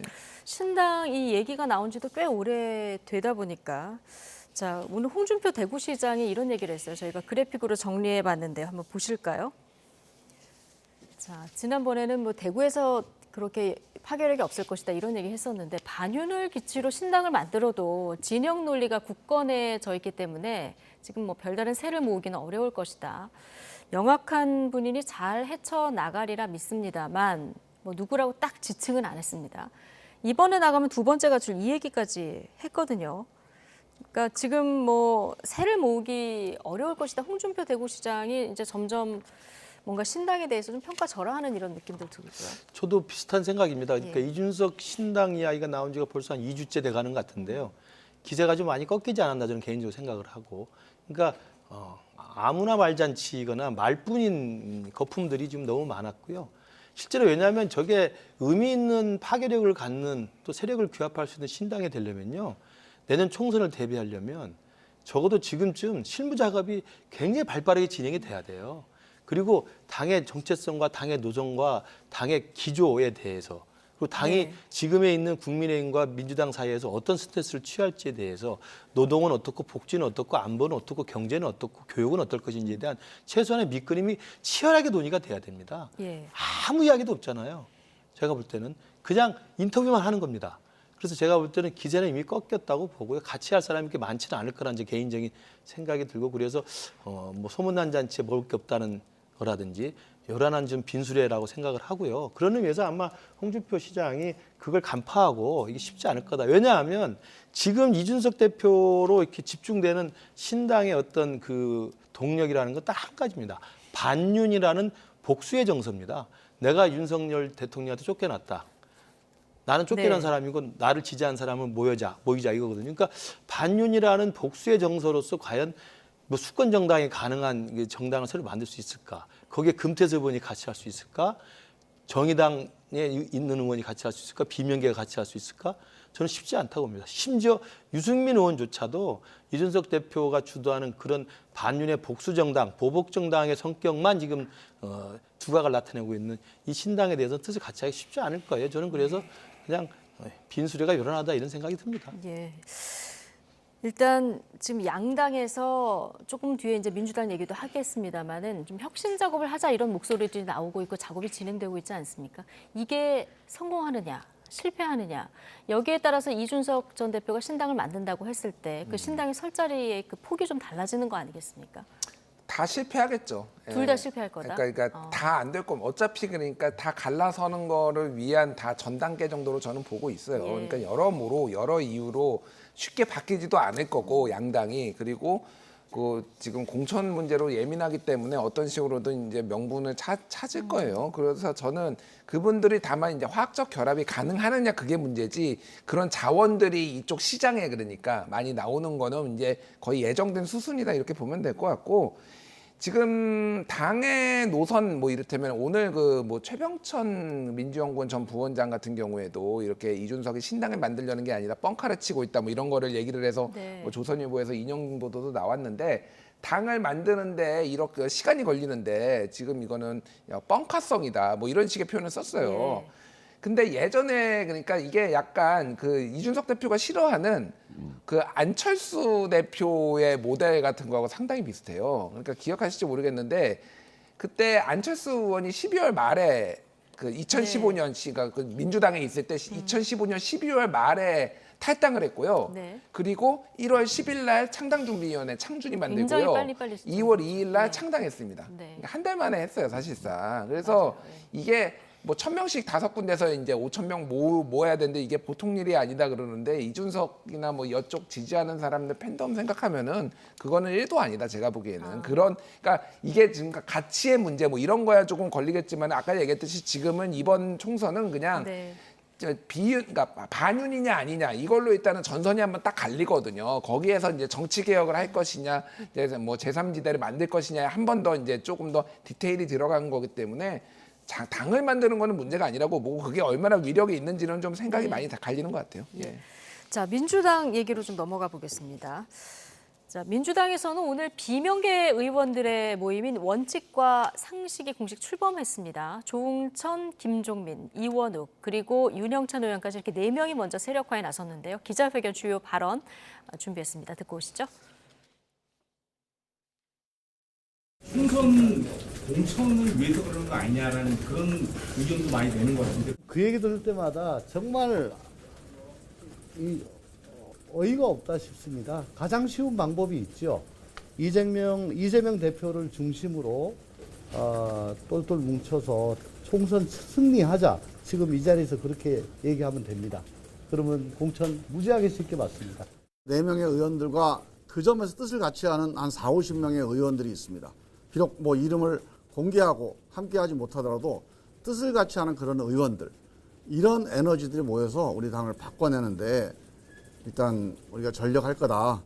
우리들을 더 이상 비명계라고 부르지 말아달라. 혁신계다.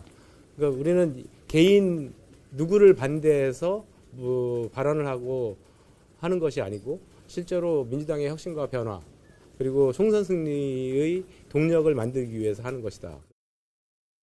일단 혁신계로 불러달라 이렇게 얘기했는데 4명이 일단 당 내에서 먼저 세력화를 이제 시작을 한 거죠. 저는 이제 얼마큼의 추동력과 세력이 확장될지는 좀 네. 지켜봐야 될 것 같습니다. 그러나 저분들은 제가 볼 때 오늘 원칙과 상식인가요? 원칙과 상식 공식 출범함으로써 네. 이재명 체제 하에서는 더 이상 같이 하기는 힘들다는 걸 사실은 대외적으로 공포한 거라고 봐야 됩니다. 예. 그러나 이제 저분들이 어느 정도 힘을 받고 동력을 모아서 어느 정도까지 일을 해낼 수 있을지는 뭐 두고 봐야 됩니다. 그렇기 때문에 저는 저분들이 그동안 민주당 내에서 이재명 대표의 이른바 방탄정당 그리고 사법 리스크에 이재명 대표가 그 공당을 이렇게 활용하는 그런 좀 사욕을 채우는 그런 정당 이런 것들에 대해서 계속적으로 비판을 해왔고 강성 팬덤들 특히 개딸로 표현되는 강성 지지층에 대해서 계속 각을 세워왔던 분들이기 때문에 저는 개인적으로 저분들의 주장과 어떤 입장에 대해서 개인적으로 동의합니다만 실제로 현실 정치 속에서 이재명 대표 체제라고 하는 야당의 이렇게 특히 이제 구속영장 기각이 위해서 사실은 천하통일은 이재명으로 다 된 거예요. 모든 사람이 친명파리를 다 하고 있지 않습니까? 그런 상황에서 과연 저분들이 당내에 있으면서 그런 친명계에 일색화된 당의 구조 속에서 어느 정도 살아남을 수 있을까? 그건 제가 볼 때 두고 봐야 될 대목인 것 같습니다. 만약에 그 안에서 지금은 그 안에서 혁신과 변화를 하겠고 총선 승리를 이끌겠다고 합니다만 힘에 붙이면 뭐 그 다음 수순을 또 고민하지 않을 수가 없죠. 그 다음 수순 탈당입니까? 지켜봐야 될 것 같습니다. 지켜봐야 될 것 같다. 자, 일단 오늘 팬덤 정치, 방탄 정치 여기에 대해서 이제 비판의 목소리가 많았는데 조응천 의원은 내가 친문, 친명, 팬덤으로부터 꾸준히 당해왔는데 매운맛이 지금 그 세계가 다르다 오늘 이런 얘기를 또 했더라고요. 이원욱 의원은 쉬운 방법이 있는데 이 팬덤 정치와 결별하려고 하면 재명인의 말 이장직에서 내려오라 이런 얘기를 했거든요. 이거 받아들일 가능성이 있을까요? 그러니까 뭐 이재명 대표가 이장직에서 내려올 것 같지는 않아요. 그거는 이재명 대표가 이제 자신의 지지자들의 바라보는 시각과 이분들이 바라보는 시각이 좀 너무 극명하게 차이가 나는 것 같습니다. 그리고 사실 이재명 대표가 지금까지 당내 비주류에서 주류로 커오면서 가장 큰 버팀목이 됐던 거는 열정적으로 묻지도 따지지도 않고 계속 지지해줬던 이분들이 큰 원동력이잖아요. 이거를 지금 당대표가 됐다고 해서 내려놓을 수 있을까? 현실적으로도 뭐 이거의 긍정, 부정을 떠나서 뭐 그런 생각이 듭니다. 그래서 이거를 지금 나름의 방식으로 이재명 대표는 뭐 읍소도 하고 경고도 하고 그러면서 뭐 일부는 징계도 주고 그러면서 이제 강성 팬덤을 누르려는 모습을 내가 보여주고 있다라는 노력은 해오긴 했어요. 지난번 뭐 수박 그 시위 사진도 올리면서 하지 말아라 이런 얘기도 사실 하긴 했는데요. 근데 이제 불충분한 거죠. 사실은 불충분한 거고 또 하나는 그 전에도 제가 말씀드렸지만은 사실은 이게 민주당의 열성 지지자들의 어떤 세계관 같은 것들이 이게 좀 확고하게 좀 자리 잡고 있어가지고 이 부분을 깨는 게 굉장히 어렵습니다. 사람의 세계관을 깨는 건 어렵거든요. 거기에 사실은 이재명이 있는 건데 이재명도 결국은 교체 대상이에요. 교체 대상이라는 게 누구냐면은 누군가가 없어지면은 누군가를 다시 채워 넣습니다. 그 팬덤이라는 게 속성상.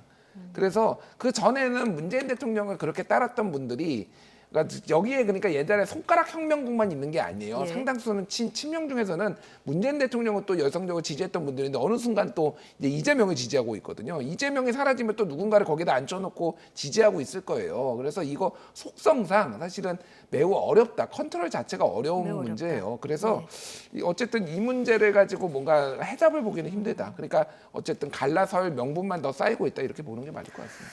우리 4명 의원뿐 아니라 뜻을 같이 하는 의원이 40명에서 50명 정도 된다고 했어요.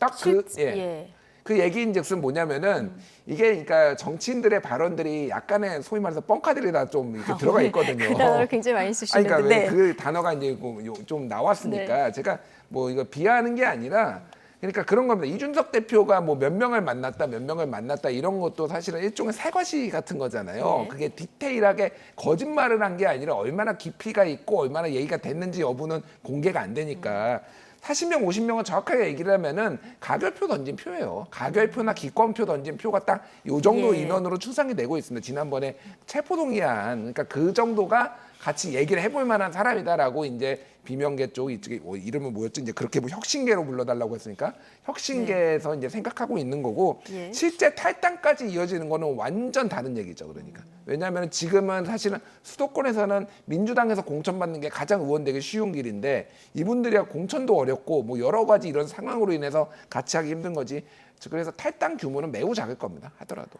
세를 뭐 의견을 같이 한다 하더라도 만약에 지금 이 네 분이 모여서 이 세력화를 한 분들이 오늘 김종민 의원은 한 달 안에 뭐 변화를 위해서 결단해야 된다 이런 얘기를 했거든요. 그럼 한 달 안에 변화가 없으면 혹시 뭐 탈당도 염두에 둔 건가 이런 뭐 얘기가 나왔는데 여기 탈당까지 따라 나갈 의원은 많지 않을 것이다. 이렇게 보시는 거군요. 일단은 없을 겁니다. 그러니까 이분들 빼놓고는 많지 않을 게 왜 그러냐면은 한 달이 계속 나오는 이유가 결국은 이게 이인재 방지법 때문에 만약에 공천에서 떨어지면 출마 못하게 돼 있잖아요. 그러니까 그것 때문에 어차피 지금 어떤 방식으로든 떨어뜨리려고 아예 맨날 뭐 유튜브 방송, 친명 유튜브 방송에서는 얼굴 걸어놓고 여기에 누구한테 표 주십시오 막 이런 거 매일같이 하고 있는데 이분들은 그러니까 아예 심적으로는 사실은 탈당이라고 보면 될 것 같고 나머지 분들은 거기까지는 안 간 상황이니까 이제 차라리 당에서 공천 받으려고 하겠죠. 그러니까 그 부분은 조금 많이 스탠스가 다를 겁니다. 예. 우원식 의원은 지금 이렇게 싸울 때냐 뭐 오늘 이런 비판의 글도 남겼던데 자, 이 네 분 중에서 윤영찬 의원 나중에 합류를 했고 네. 이낙연 계잖아요. 네. 이낙연 전 총리도 지금 뭔가 움직임이 있을까요? 뭐 조금씩 움직이고 있다는 소리도 들리고 일정하게 이제 기사들도 좀 나오고 합니다만 제가 보기에는 여전히 이낙연 전 총리의 그 민주당 내 구심력이라는 게 이렇게 크진 않은 것 같아요. 그러니까 이미 가장 중요한 것은 당원들, 권리당원들의 강력한 결집력이 이제 이재명 대표 체제를 떠받치는 가장 든든한 버팀목인데 그 권리당원들의 그런 열정이라든지 강력한 어떤 강성 팬덤들의 지지력 이런 면에서 보면 이낙연 대표에 대해서는 그게 상당히 미흡합니다. 그렇기 때문에 이재명 대표가 떠안고 있는 이 강성 팬덤들이나 열성 권리당원들의 어떤 강력한 지지를 대항해서 이낙연 전 대표가 나서서 싸움을 같이 하기에는 사실은 좀 힘이 붙여 보이고요. 그렇다고 또 이른바 친낙계라고 해서 이게 세력이 형성돼서 굉장히 또 탄탄하게 서로 세력이 결집돼 있거나 이런 모양새도 지금 아니기 때문에 이미 친낙계 일부는 친명계로 귀화했다는 소문도 많이 들리지 않습니까? 이제 그런 측면에서 보면 이낙연 전 대표의 움직임이 없어진 건 아니고 계속 존재합니다만 지금의 국면에서 이재명 지도 체제를 이렇게 위협할 만한 그런 정도의 어떤 구심점으로 작동하기는 어렵지 않겠나 생각합니다. 지금 상황은 개인적으로 그래 보인다. 생각합니다. 예. 자, 같은 결에 쓴소리를 많이 내서 함께 할 것 같았던 이상민 의원은 이 원칙과 상식 모임에 참여하지 않았습니다. 자, 이 의원은 어떤 생각일까요? 오늘 YTN 뉴스큐 인터뷰 내용 직접 듣고 오시겠습니다. 혁신을 요구할 단계는 지났다고 보는 겁니다. 내부 총질이니 뭐 배신자니 또는 뭐 징계를 운운하는 소리까지 들으면서 그 저를 포함해서 거기 계신 의원들 또 다른 의원들도 여러 차례 얘기를 했거든요. 네. 했는데 이제 다시 또 무슨 혁신을 한다 이렇게 하는 것이 무슨 의미가 있는가? 만약에 혁신을 계속 요구하고 되든 안 되든 당에 남아 있을 것 같으면 그런 분들은 당에 남고 도저히 당에 있기가 어렵다고 하는 사람들은 또 결심을 해서 빨리 행동을 해야 될 거고. 이 의원은 그러니까 당에 남아서 혁신을 요구할 단계 이미 지났다. 이렇게 보는 점이 앞에 그 네 분하고 좀 차이인 것 같아요. 네, 그러니까 얼리 아답터죠. 저분이 얼리 이제 먼저 받아들이고 먼저 움직이시는 분이고 뒤에 이제 따라오는 거니까 이상민 의원은 뭐 심지어는 뭐 국민의힘 가는 것도 배제하지 않는다 이런 얘기를 했잖아요. 그 얘기는 국민의힘을 가겠다라는 게 아니라 내가 뭐든지 할 수 있다. 그 얘기는 정의당도 갈 수 있고 녹색당도 갈 수 있고 국민의힘도 갈 수 있다는 얘기인데 그러니까 어느 선택을 하든 지금 민주당에 있는 것보다 낫다 이렇게 생각하는 그러니까요. 그 얘기를 정확하게 이제 한 건데 그 정도로 이제 강경한 거죠. 그래서 모든 시점은 어쨌든 뭐 만약에 탈당이 이루어지면 이상민 의원이 가장 먼저 할 것은 좀 굉장히 분명해 보이고요. 그래서 모든 시점은 지금 다 12월 말로 그래서 모든 게 다른 데서 이준석이 예를 들면 뭐 그러니까 혁신위가 제대로 가면은 혁신위도 12월 24일 날 종료되고 이준석 대표가 12월 27일 날 얘기한다 그러고 유승민 의원도 12월까지 지켜보겠다 그러고 지금 비명계도 지금 12월 얘기 나오고 있고 다 12월로 모이고 있습니다. 그러니까. 이게 그러니까 어떤 식으로든 12월이 지나면은 다 판이 열릴 거고 여기에서 이제 합종연행과 이합집산이 큰 판이 열리면서 이제 될 거라고 이제 짐작을 할 수가 있는 거죠. 얼리 어답터 이상민 의원 그러면 나가서 누구랑 합류할 가능성이 가장 커 보입니까? 지금 상황에서. 저는 모르겠습니다. 이상민 의원이 뭐 그 민주당 내에서 계속 쓴소리 또 옳은 소리를 해왔습니다만 지금 이 원칙과 상식에는 합류하지 않고 제가 볼 때 이미 이제 이상민 의원의 아까 그 인터뷰 내용을 보면 그 안에서 더 주장할 의미는 없다고 생각했기 때문에 이제 심리적으로 탈당이 된 상태죠. 이미 이제 당은 떠나겠다는 결심을 쓴 것 같고 그러면 이제 당을 나와서 어디로 갈 것인가를 놓고 이제 고민이 현실적으로 진행될 수밖에 없는데 두 가지 안이 있겠죠. 하나는 이준석 신당에 나온다고 한다면 이준석 신당과 같이 할 수 있는 가능성을 타진해보고 그것이 본인의 정치적인 미래에 도움이 될 것인지를 현실적으로 따져볼 것이고요. 두 번째 안은 어제도 계속 인터뷰에 나왔습니다만 국민의힘도 배제하지 않는다는 이야기를 하는 것은 이런 말씀드리긴 그렇습니다만 조경태 의원의 길을 모색할 수 있는 거죠. 조경태 의원도 민주당에서 3선인가 4선까지 하고 계속 비주류로 거기서 힘겹게 존재를 했었습니다. 그러다가 결국은 국민의힘으로 넘어와서 지금 의원직을 계속 유지해서 왕성한 의정 활동을 하고 있기 때문에 저는 또 바로 그 길을 또 가능성에 둘 수도 있다. 그래서 두 가지 가능성을 두려면 전제가 이제 국민의힘이 변해야 된다. 이런 그렇죠. 전제가 당연히 좀 그렇겠죠. 있어야겠죠. 예. 알겠습니다. 자, 민주당 얘기 하나 더 해볼 텐데 지금 탄핵 얘기를 굉장히 많이 하는데 오늘 한동훈 법무부 장관의 탄핵 관련해서 좀 이 TF하고 지도부하고 좀 엇박자가 났어요. 엇박자라고 보기에는 그렇고 제가 보기에는 전략적 이견 뭐 이 정도가 맞을 것 같아요. 역할 분담을 하는 겁니까? 예, 그렇죠. 예, 그러니까 저는 그렇게 봅니다. 그러니까 왜 그러냐면은 당내에서의 그 지지자들 중에서 한동훈 탄핵해야 되겠다는 목소리가 제법 많아요. 그러니까 강성 지지자들 중에서. 근데 이들의 목소리들 마냥 무시할 수는 없습니다. 그러니까 당이 어느 정도는 야 우리 검토는 좀 하고 있어 이런 얘기들을 좀 보여줄 필요가 있는 거예요.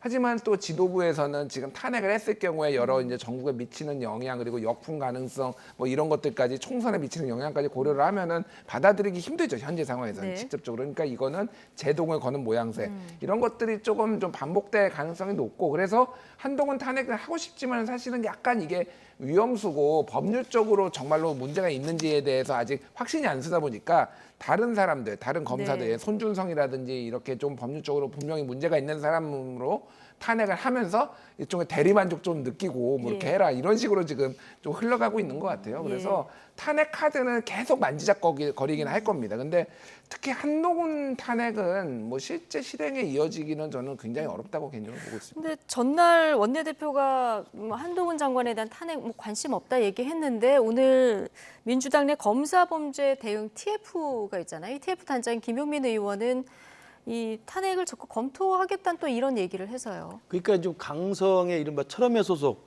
의원들의 이제 좀 생각과 지도부의 생각은 좀 차이가 있는 것 같아요. 그래서 사실은 뭐 엊그저께 이원석 검찰총장 탄핵 이야기도 불쑥 민주당 내에서 튀어나왔다가 또 원내 지도부에서는 다시 또 주워 담지 않았습니까? 그런 일은 검토된 적이 없다라고 이야기를 했기 때문에 지금 저는 민주당이 탄핵의 딜레마에 걸려있다고 생각합니다. 이상민 행안부 장관을 탄핵했습니다만 결국 한 6개월인가요? 직무정지 시킨 다음에 헌재에서 기각되고 다시 직무 복귀했습니다. 그다음 지금 탄핵을 계속 이야기했죠. 지난번에 검사 2명 탄핵을 시켜놨죠. 그리고 지금 이동관 방통위원장하고 손준성, 이정섭 차장검사 탄핵을 했다가 지금 허를 찔려서 사실 탄핵안이 폐기됐는데 계속 탄핵 카드를 만지작거리면서 이야기를 하는 것이 이걸 탄핵을 안 할 수도 할 수도 없는 어정쩡한 딜레마에 빠져 있다고 생각을 해요. 근데 이 두 명에다가 검사 2명을 더해서 23일로 당겨서 처리를 하겠다 오늘 이런 입장이 그게 이제 아까 말한 김용민 의원처럼 좀 강경파들의 주장인 것 같고 실제로 민주당 내 밑에는 그런 여론들이 있는 것 같습니다.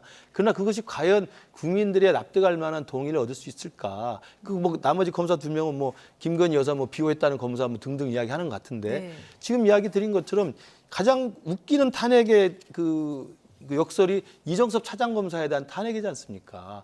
주민등록법 위반을 했다는 이유입니다. 유장전입을 했다는 이유고 그리고 이미 공소시효가 다 지난 한참 전의 일이고 본인이 시인하고 사과한 일입니다. 그걸 가지고 검사를 탄핵하겠다. 그것도 이재명 대표의 쌍방울 대북송금을 수사 지휘하고 있는 사람입니다. 그리고 지금 뭐 손준성 검사 기소돼 있기 때문에 탄핵하겠다.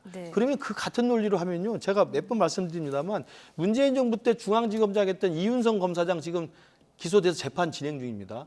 그다음에 정진웅 검사장 지금 재판 진행 중입니다. 지금 현재 검사예요.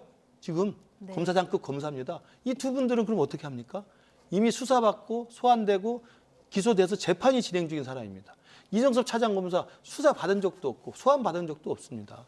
이렇게 해놓고 이정섭 차장검사를 반드시 탄핵하겠다고 하면 이걸 국민들이 누가 납득을 할 것이며 과연 저 탄핵이라는 남발 카드가 내년 총선에서 과연 민주당이 정당하게 거대 야당의 의석수를 가지고 할 일을 하는 것인지 아니면 거대 야당의 이 완력만 믿고 윤석열 정부의 발목을 잡고 검사의 수사에 대해서 계속 딴지를 거는 것인지 이거 국민들이 판단할 거라고 생각합니다.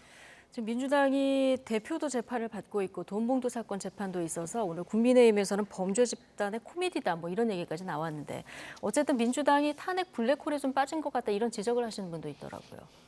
그러니까 지금 마땅히 쓸 카드가 없습니다, 사실은. 그러니까 지금 한동안 너무 기사가 안 나와가지고 이게 뭐 정의당보다 기사가 안 나온다 뭐 이런 얘기까지 한동안 나왔었잖아요. 그러다가 이제 기사량이 늘어나게 된 게 지금 탄핵 그리고 뭐 특검 그리고 이제 국정조사 이런 거 하겠다라고 하면서 지금 이게 확 늘어난 거거든요. 그래서 뭔가 이게 기사가 있으려면은 당내에서 엄청나게 쇄신이 있든지 아니면 당내 분란이 있든지 아니면 이런 거를 쓰든지 이제 이런 건데 당내 쇄신은 지금 뭐 일단 감나무 밑에서 지금 감 떨어지기 입 벌리고 기다리고 있는 형국이고요. 민주당에서 스탠스는 지금 침대 정치하고 있습니다. 아무것도 안 하고. 그러고 있고 이제 당내 분란은 이제 뭐 본인들 컨트롤할 수 있는 거 아니고 비명계 탈당하면 그때 기사가 나올 테고 그러니까 할 수 있는 게 이거밖에 없어요 지금. 그러니까 조금 딜레마적인 상황인데 어쨌든 뭐 김근식 교수님 말씀하신 대로 이게 너무 나가면 역풍이 있을 수가 있습니다. 조금 이거는 좀 전체 국민 여론을 좀 살필 필요는 있을 것 같습니다. 예. 어쨌든 한동훈 장관이 뭐 정치권 관심 중심으로 들어온 건 맞는 것 같습니다. 내일 대구에 법무부 일정으로 가는데 이 또한 뭐 정치적 행보를 연결해서 해석하는 이런 언론도 있더라고요. 자, 오늘 나이트 포커스는 여기까지 하겠습니다. 김근식 전 국민의힘 비전전략실장, 김준일 뉴스톱 수석 에디터 두 분과 함께했습니다. 고맙습니다.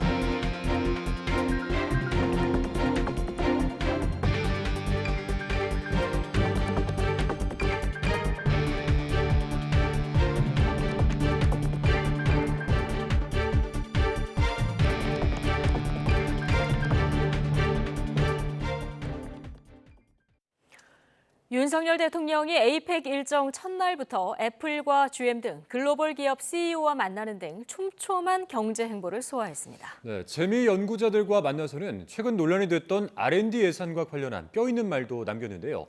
샌프란시스코 현지에서 강희경 기자가 전해드리겠습니다. 윤석열 대통령이 역내 주요 경제인들이 한자리에 모인 비즈니스 포럼 에이펙 CEO 서밋에서 기조연설에 나섰습니다. 윤 대통령은 공급망과 디지털 등 분야에서 에이펙이 중심이 돼 연결성을 가속해야 한다며 대한민국이 글로벌 중추국가로서 기여하겠다는 의지를 밝혔습니다. 특히 공급망 회복력 강화를 에이펙 최우선 협력 과제로 추진하자고 제안했습니다. 국가 차원에서는 안보의 문제이고 기업 차원에서는 생존의 문제입니다. 이제 역내 공급망의 연결성 강화를 위한 보다 선제적이면서도 체계적인 대응을 함께 고민해야 합니다. 이후엔 깜짝 만남도 성사됐습니다. 저도 만나게 돼서 기쁩니다. 한번 뵙고 싶었습니다. 팀쿡 애플 CEO와 처음 만나 30분가량 비공개 접견을 진행했습니다. 윤 대통령은 애플의 부품 30%를 국내 기업이 공급한다며 공급망 협력을 공고히 하자, 협력을 지속적으로 확대하자고 당부했고 쿡 CEO는 아버지가 한국전쟁 참전 용사라면서 앞으로도 협력과 투자를 지속하겠다고 화답했습니다. 환담한 GM 측도 윤석열 정부 들어 기업 활동 여건이 달라지고 있다고 긍정적으로 평가했습니다. 글로벌 스탠다드에 맞는 제도 개선으로 한국에서의 기업 활동에 자신감이 생긴다면서 앞으로도 한국 생산을 계속 늘려나가겠다고. 윤 대통령은 혁신의 상징인 실리콘밸리에서 청년 과학기술인들과 만나 한인 미래 세대는 국적 관계없이 뒷받침하겠다고 말했습니다. 최근 R&D 예산을 둘러싼 논란을 의식한 듯 질적 개선과 구조조정 측면이 크다고 설명했습니다. 혁신적인 연구에 실패 걱정 없이 도전할 수 있도록 우리나라의 그 R&D 정책을 지금 바꿔나가는 중입니다. 에이펙 정상회의에 처음 참석한 윤석열 대통령, 첫날 행보의 방점은 경제였습니다. 대통령실은 이번 정상회의에서 첫째도 둘째도 민생에 역점을 둘 것이라며 우리 국민과 경제에 실질적으로 보탬이 되는 협력 방안을 도출해내겠다고 거듭 강조했습니다. 샌프란시스코에서 YTN 강희경입니다. 샌프란시스코 에이펙을 계기로 만난 바이든 대통령과 시진핑 주석은 4시간 넘는 긴 대화를 갖고 양국 간 군사 대화 재개에 합의했습니다. 두 정상은 세계 2강의 충돌을 막아야 한다는 데는 뜻을 같이 했지만 타이완과 수출 통제 문제를 놓고는 이견을 좁히지 못했습니다. 워싱턴에서 권중기 특파원입니다. 샌프란시스코 외곽의 100년 된 저택 앞에서 밝은 표정으로 시진핑 주석을 맞는 바이든 대통령. 짧은 악수를 나눈 뒤 회담장으로 향한 두 정상은 세계 2강의 충돌은 피해야 한다는 데 한 목소리를 냈습니다. We have to ensure that competition does not veer into conflict. And we also have to manage it responsibly, that competition. That's what the United States wants and what we intend to do. 想改变对方也是不切实际的。冲突对抗的后果是谁都不能承受的。 4시간 넘는 만남에서 두 정상은 업무 오찬과 정원 산책까지 긴 대화를 이어갔습니다. 미중 양국은 지난해 펠로시 하원의장의 타이완 방문으로 끊어졌던 양국 간 고위급 군사 대화와 군 통신선을 복구하기로 합의했습니다. That's been cut off and it's been very worrisome. That's how accidents happen, misunderstandings. So we're back to direct, open, clear, direct communications on a direct basis. 좀비 마약인 펜타닐 확산을 막고 인공지능의 위험에 대해서도 함께 논의하기로 뜻을 모았습니다. 하지만 가장 긴 시간을 할애한 타이완 문제를 놓고는 양측이 평행선을 그렸습니다. 시 주석은 미국이 타이완 독립을 지지하지 않겠다는 입장을 행동으로 보일 것을 압박했고 바이든 대통령은 중국이 내년 1월 치러지는 타이완의 선거 절차를 존중할 것을 강조했습니다. 또 바이든은 중국이 핵전력에 있어 더 투명해져야 한다고 말했고 시 주석은 미국의 일방적인 수출 통제 해제를 요구했습니다. That we object to Beijing's non-market economic practices and disadvantage American businesses and workers. 북한 문제와 관련해 바이든 대통령은 한반도의 완전한 비핵화를 강조하며 중국의 역할을 당부했습니다. 이번 미중 정상회담에서 공동 성명은 발표되지 않았지만 백악관은 향후 후속 대화가 있을 것으로 기대한다며 소통을 이어가길 바랐습니다. 워싱턴에서 YTN 권중기입니다. 조 바이든 미국 대통령이 시진핑 중국 국가주석과 회담 뒤 단독 회견에서 시 주석을 다시 독재자로 불렀습니다. 바이든 대통령은 단독 회견을 마치고 회견장을 나서다 한 기자가 시 주석을 여전히 독재자로 보느냐고 질문하자 그렇다면서 그는 1980년대 이래로 독재자였다고 답했습니다. 바이든 대통령은 지난 6월에도 시진핑 주석을 독재자로 부르고 7월에는 중국 정부를 악당이라고 불러서 중국 정부에 강한 반발을 샀습니다. 중국 당국은 즉각 반발하고 나섰습니다. 마오닝 중국 외교부 대변인은 정례 브리핑에서 이러한 표현은 매우 잘못되고 무책임한 정치적 농간이라며 단호히 반대한다고 대답했습니다. 이어서 항상 중미 관계를 이간질하고 파괴하려는 꿍꿍이를 품은 사람들이 있는데 실현되지 않을 것이라고 덧붙였습니다. 지난 6월 바이든의 독재자 발언 때 중국이 정치 존엄에 대한 공개 도발이라고 강력히 비난했던 것과 비교하면 수위를 조절한 흔적도 엿보입니다. 네, 2024학년도 대학 수학능력 시험이 끝났습니다. 이번 시험에서는 특히 킬러 문항 배제 여부가 초미의 관심사였죠. 전문가들이나 수험생들은 킬러 문항은 없었지만 변별력은 높았다는 평가를 내렸습니다. 김연아 기자입니다. 정문성 수능 출제위원장은 시험 시작 전 이번 수능에 킬러 문항은 없다고 자신했습니다. 고교 교사들로 구성된 수능 출제 점검위에서 킬러 문항이 아니란 판단을 받을 때까지 모든 문제를 계속해서 수정했다는 설명입니다. 킬러 문항 요소가 있다라고 의견이 오면 저희들이 그걸 100% 받아서 수정 보완하는 방식으로 이번에는 그 소위 킬러 문항은 출제하지 않았다. 이렇게. EBS 현장 교사단과 주요 입시 업체들도 킬러 문항은 없었지만 변별력은 확보했다고 평가했는데 수험생들도 결코 쉬운 시험은 아니었다고 입을 모았습니다. 작년 같은 경우에는 진짜 킬러 문제는 킬러 문제다. 이번에는 구분이 사라져서 그냥 다 하나같이 어렵게 나왔던 것 같아요. 네, 그래서 시간이 많이 부족했습니다. 다들 국어가 어렵다고 하는데 저는 개인적으로 수학이 좀 제일 어렵다고 느껴집니다. 킬러는 배제했다고 하는데 좀 난이도가 떨어졌다기보다는 교육과정 밖의 문제들이 사라진 것 뿐이지 난이도는 그냥 유지됐다고 생각합니다. 국어는 친숙한 지문이 많았음에도 정작 정답을 고르기 어려운 문제가 많아서 불국어라던 9월 모의평가보다 더 어려울 것으로 보이고 수학의 경우 과도한 계산식을 요구하지는 않았지만 9월 모평보다 까다로워져서 최상위권 변별력을 확보했다는 평가입니다. 9월 모의평가와 출제 기조를 유지하면서 최상위권의 변별력까지 갖췄다고 분석하였습니다. 최상위권에서 느끼는 거는 이번 9월과 수능 사이 정도가 되지 않을까. 영어 역시 1등급이 4%대에 그쳤던 9월과 비슷하게 출제된 것으로 보입니다.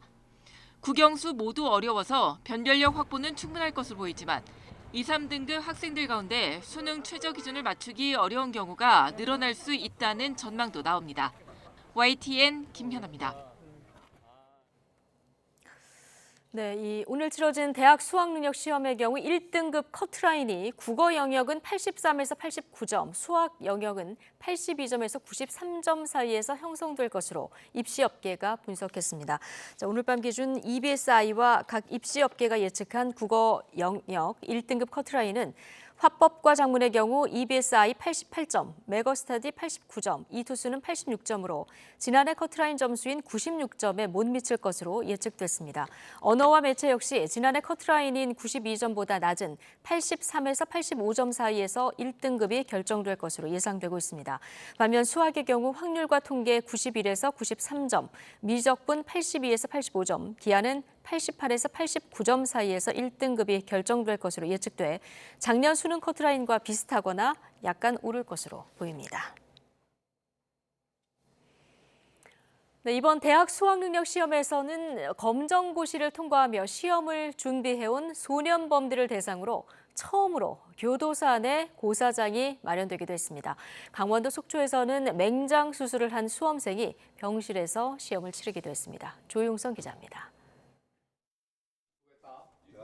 굳게 닫힌 문 6개를 통과한 뒤에야 수능 고사장이 나타납니다. 서울 남부교도소에 차려진 이곳에서는 소년 수용자 교육시설인 만델라 소년학교 학생들이 수능 시험을 치렀습니다.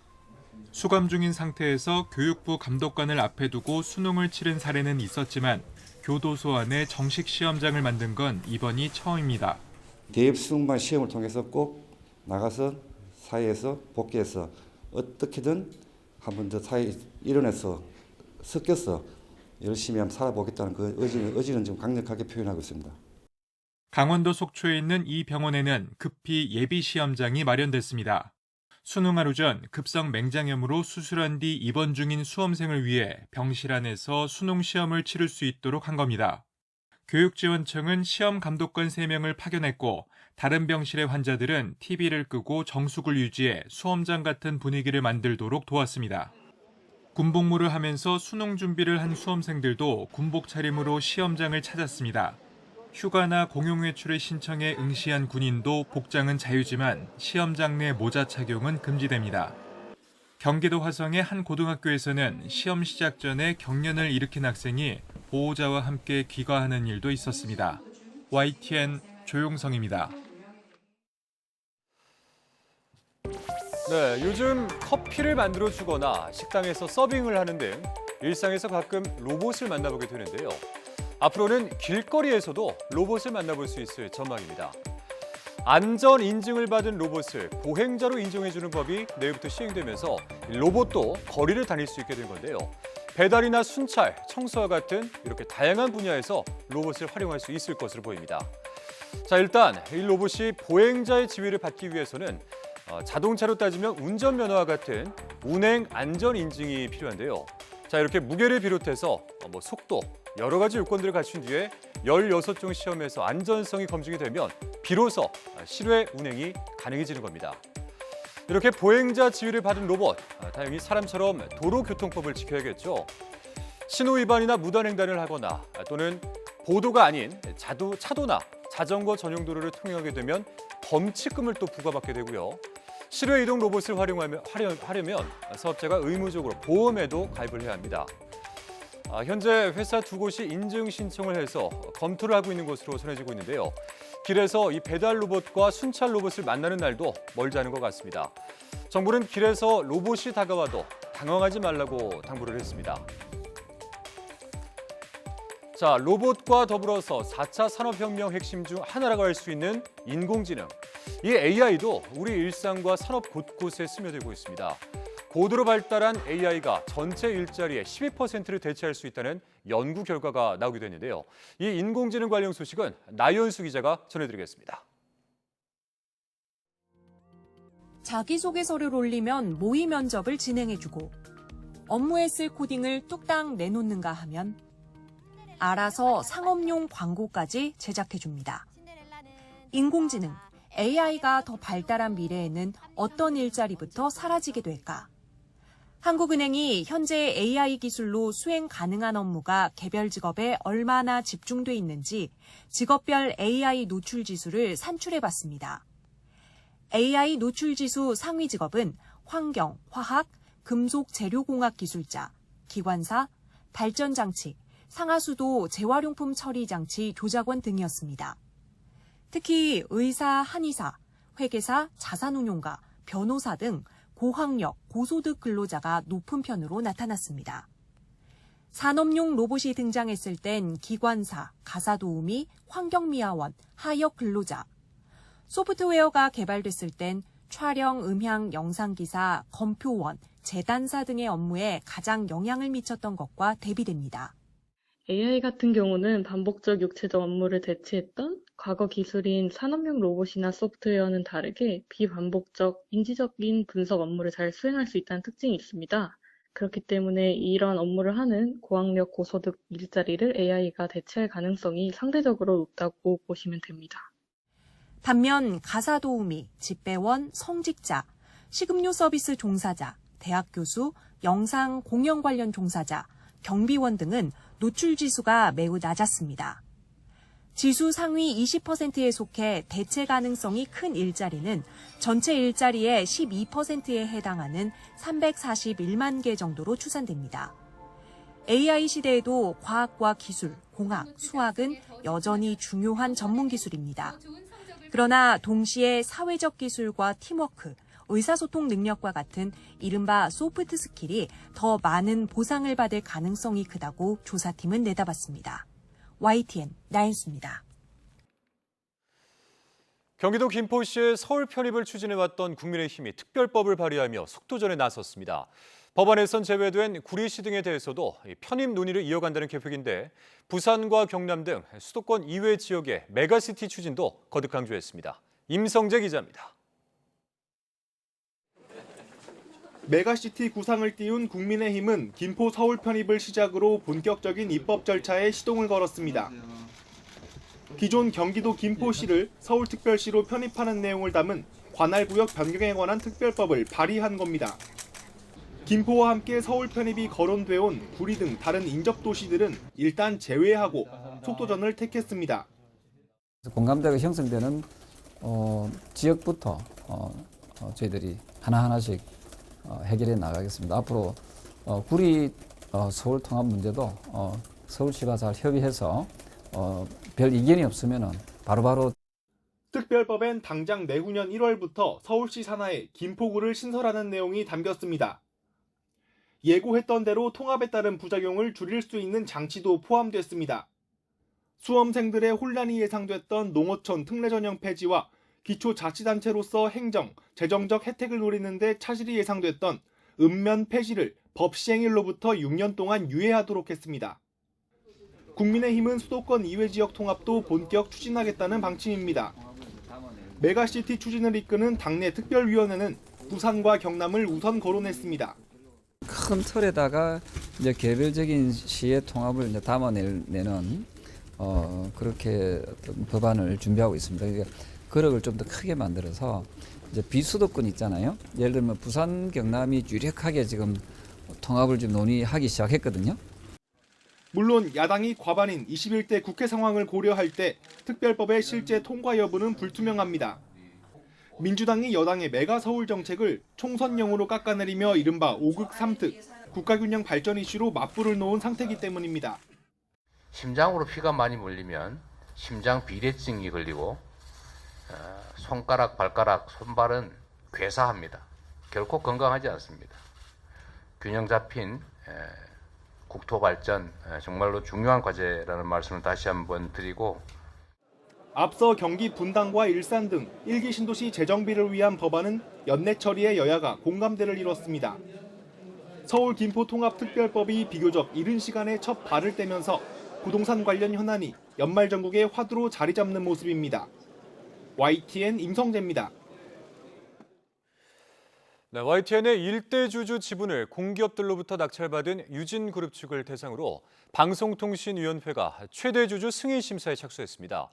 방통위는 민간 자본이 대주주가 되더라도 보도의 공정성을 지킬 수 있을지 철저히 검증하겠다는 입장이지만 야당이 이동관 방통위원장 탄핵을 추진하고 있어 졸속 심사가 될 수 있다는 우려도 있습니다. 류완웅 기자입니다. 한전 KDN과 한국 마사회로부터 YTN 지분 30.95%를 인수한 유진 ENT가 신청 서류를 낸 지 하루 만에 방송통신위원회가 심사 계획을 의결했습니다. 방송과 시청자, 경제와 경영회계, 법률 등 전문가 8명으로 심사위원회를 구성하고 심사위원장은 이동관 위원장이 상임위원 의견을 들어서 심사위원은 이 위원장이 심사위원장 의견을 들어 구성하게 했습니다. 또 지난 3일 연합뉴스TV의 지분 30.08%를 취득해 새롭게 일대주주가 된 학교법인 을지학원에 대한 최대주주 심사도 이번에 함께 진행하기로 했습니다. 이동관 방통위원장은 이번 심사가 방송계의 중요 현안인 만큼 방송의 공정성 담보와 미래 비전, 경영 역량 등을 종합적으로 확인할 방침이라고 강조했습니다. 언제까지 심사를 마치겠다는 일정은 공개되지 않았는데 과거 사례를 보면 통상 방송법에 따라 60일 전후로 심사가 이루어졌습니다. 그런데 야권에서 이동관 방통위원장 탄핵이 거론되면서 방통위의 최대주주 변경 심사가 그에 맞춰 진행되는 것 아니냐는 우려가 나오고 있습니다. 탄핵안이 처리되면 이 위원장 직무가 정지되기 때문에 그 전에 방통위 심사를 마치기 위해 심사를 서두를 수 있다는 것입니다. 문제는 이 이후에 심사위원을 구성하고 심사를 하는 과정이 졸속으로 진행돼서는 안 된다라는 게 제 생각입니다.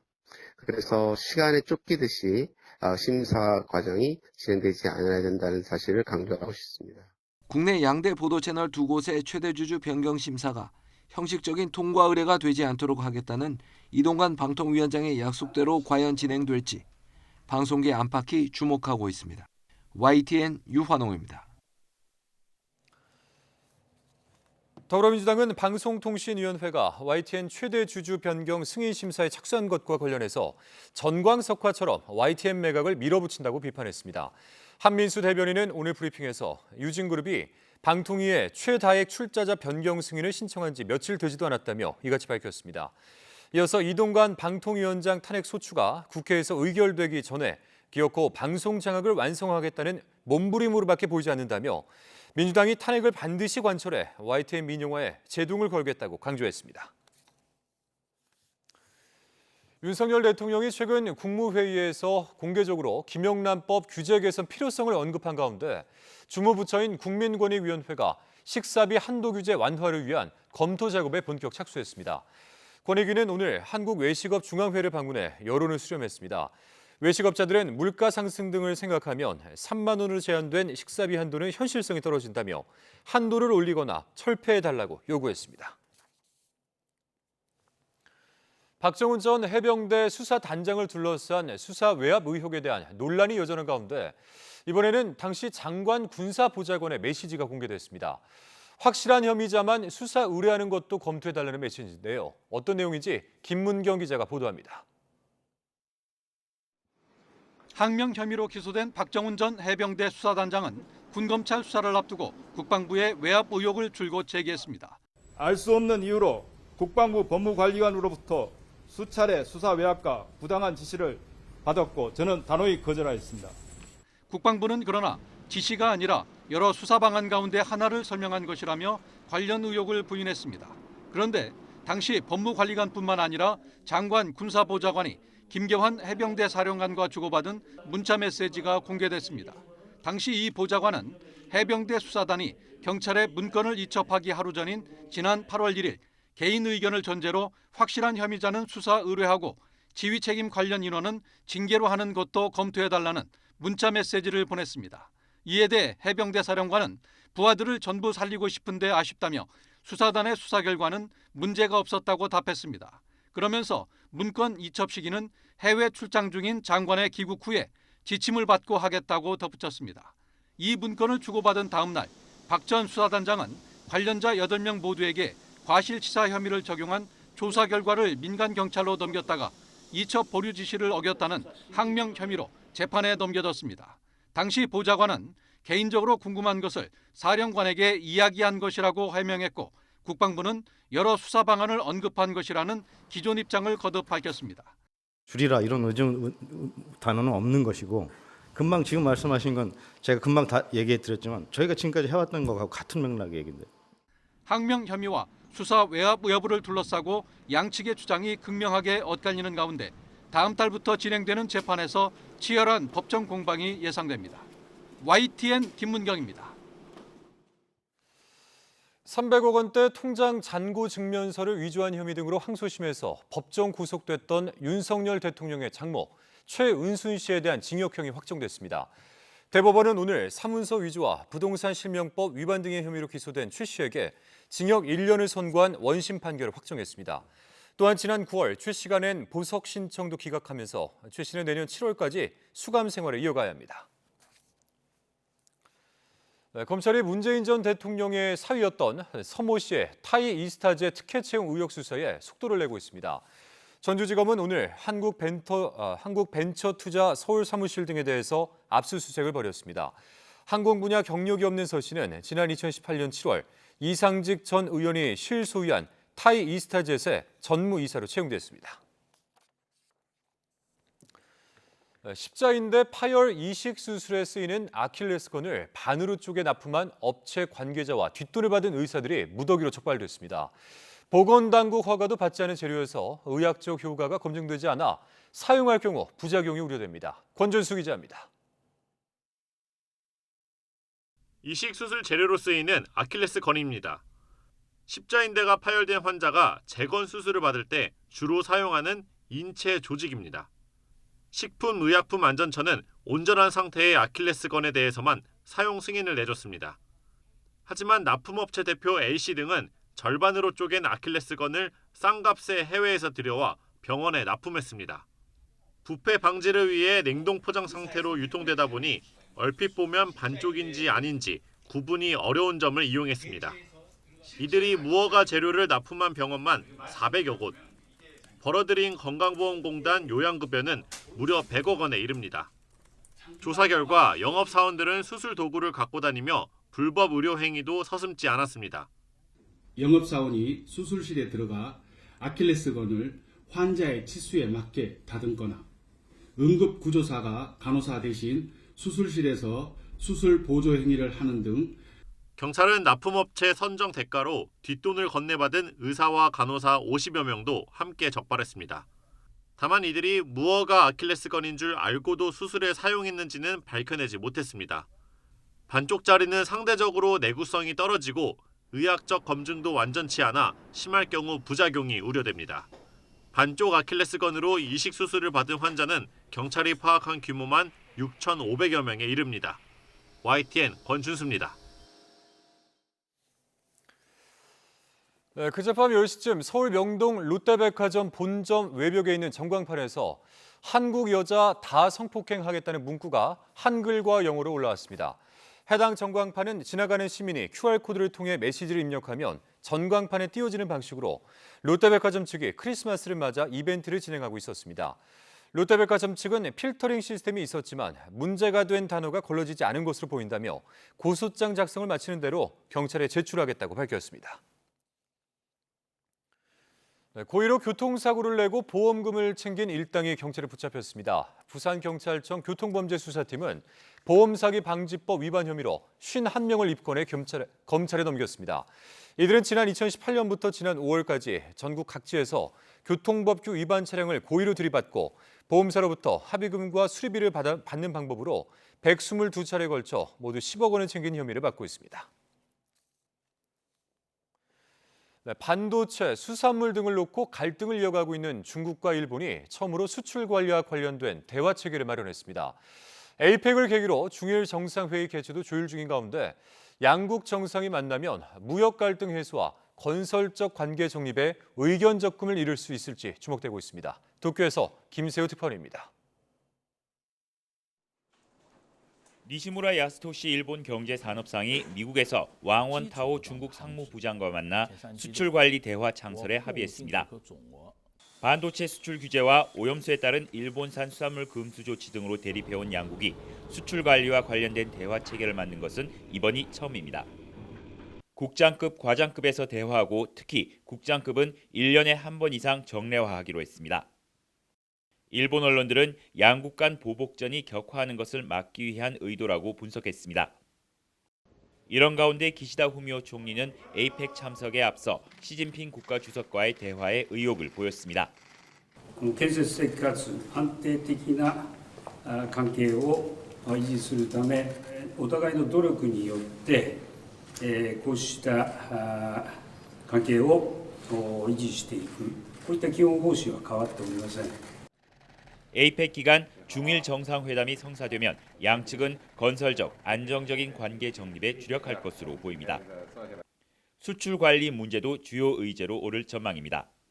日中が協力して、そしてその APEC の中核的な存在になると思いますね。日中が協力すればね。で、そういうその中核的な存在で APEC をリードするということがあるかもしれないです。 특히 기시다 총리는 시진핑 주석에게 오염수와 관련한 입장을 직접 전하고 중국의 일본산 수산물 금수 조치 철회를 요구할 것으로 보입니다. 다만 중국은 일본의 후쿠시마 원전 오염수 문제에는 여전히 강경한 자세여서 일본의 요구를 수용할 가능성은 현재로선 희박합니다. 하지만 중일 양국이 극단적 대립을 피하겠다는 데 의견을 일치하면서 일본으로서는 무역 갈등 해결의 여지를 확장하기 위한 고민을 이어갈 것으로 보입니다. 도쿄에서 YTN 김세호입니다. 자유아시아 방송 RFA는 독일의 미사일 전문가 마커스 실러 박사와의 인터뷰를 통해 최근 북한이 지상 분출 시험을 했다고 한 신형 중거리 탄도미사일 ILBM용 고체연료 엔진 개발을 러시아가 돕고 있을 가능성을 제기했습니다. 실러 박사는 북한이 고체연료 대륙간 탄도미사일 ICBM을 개발한 다음은 IRBM용 고체연료 엔진 시험을 했다며 이는 옛 소련의 방식과 동일하다고 지적했습니다.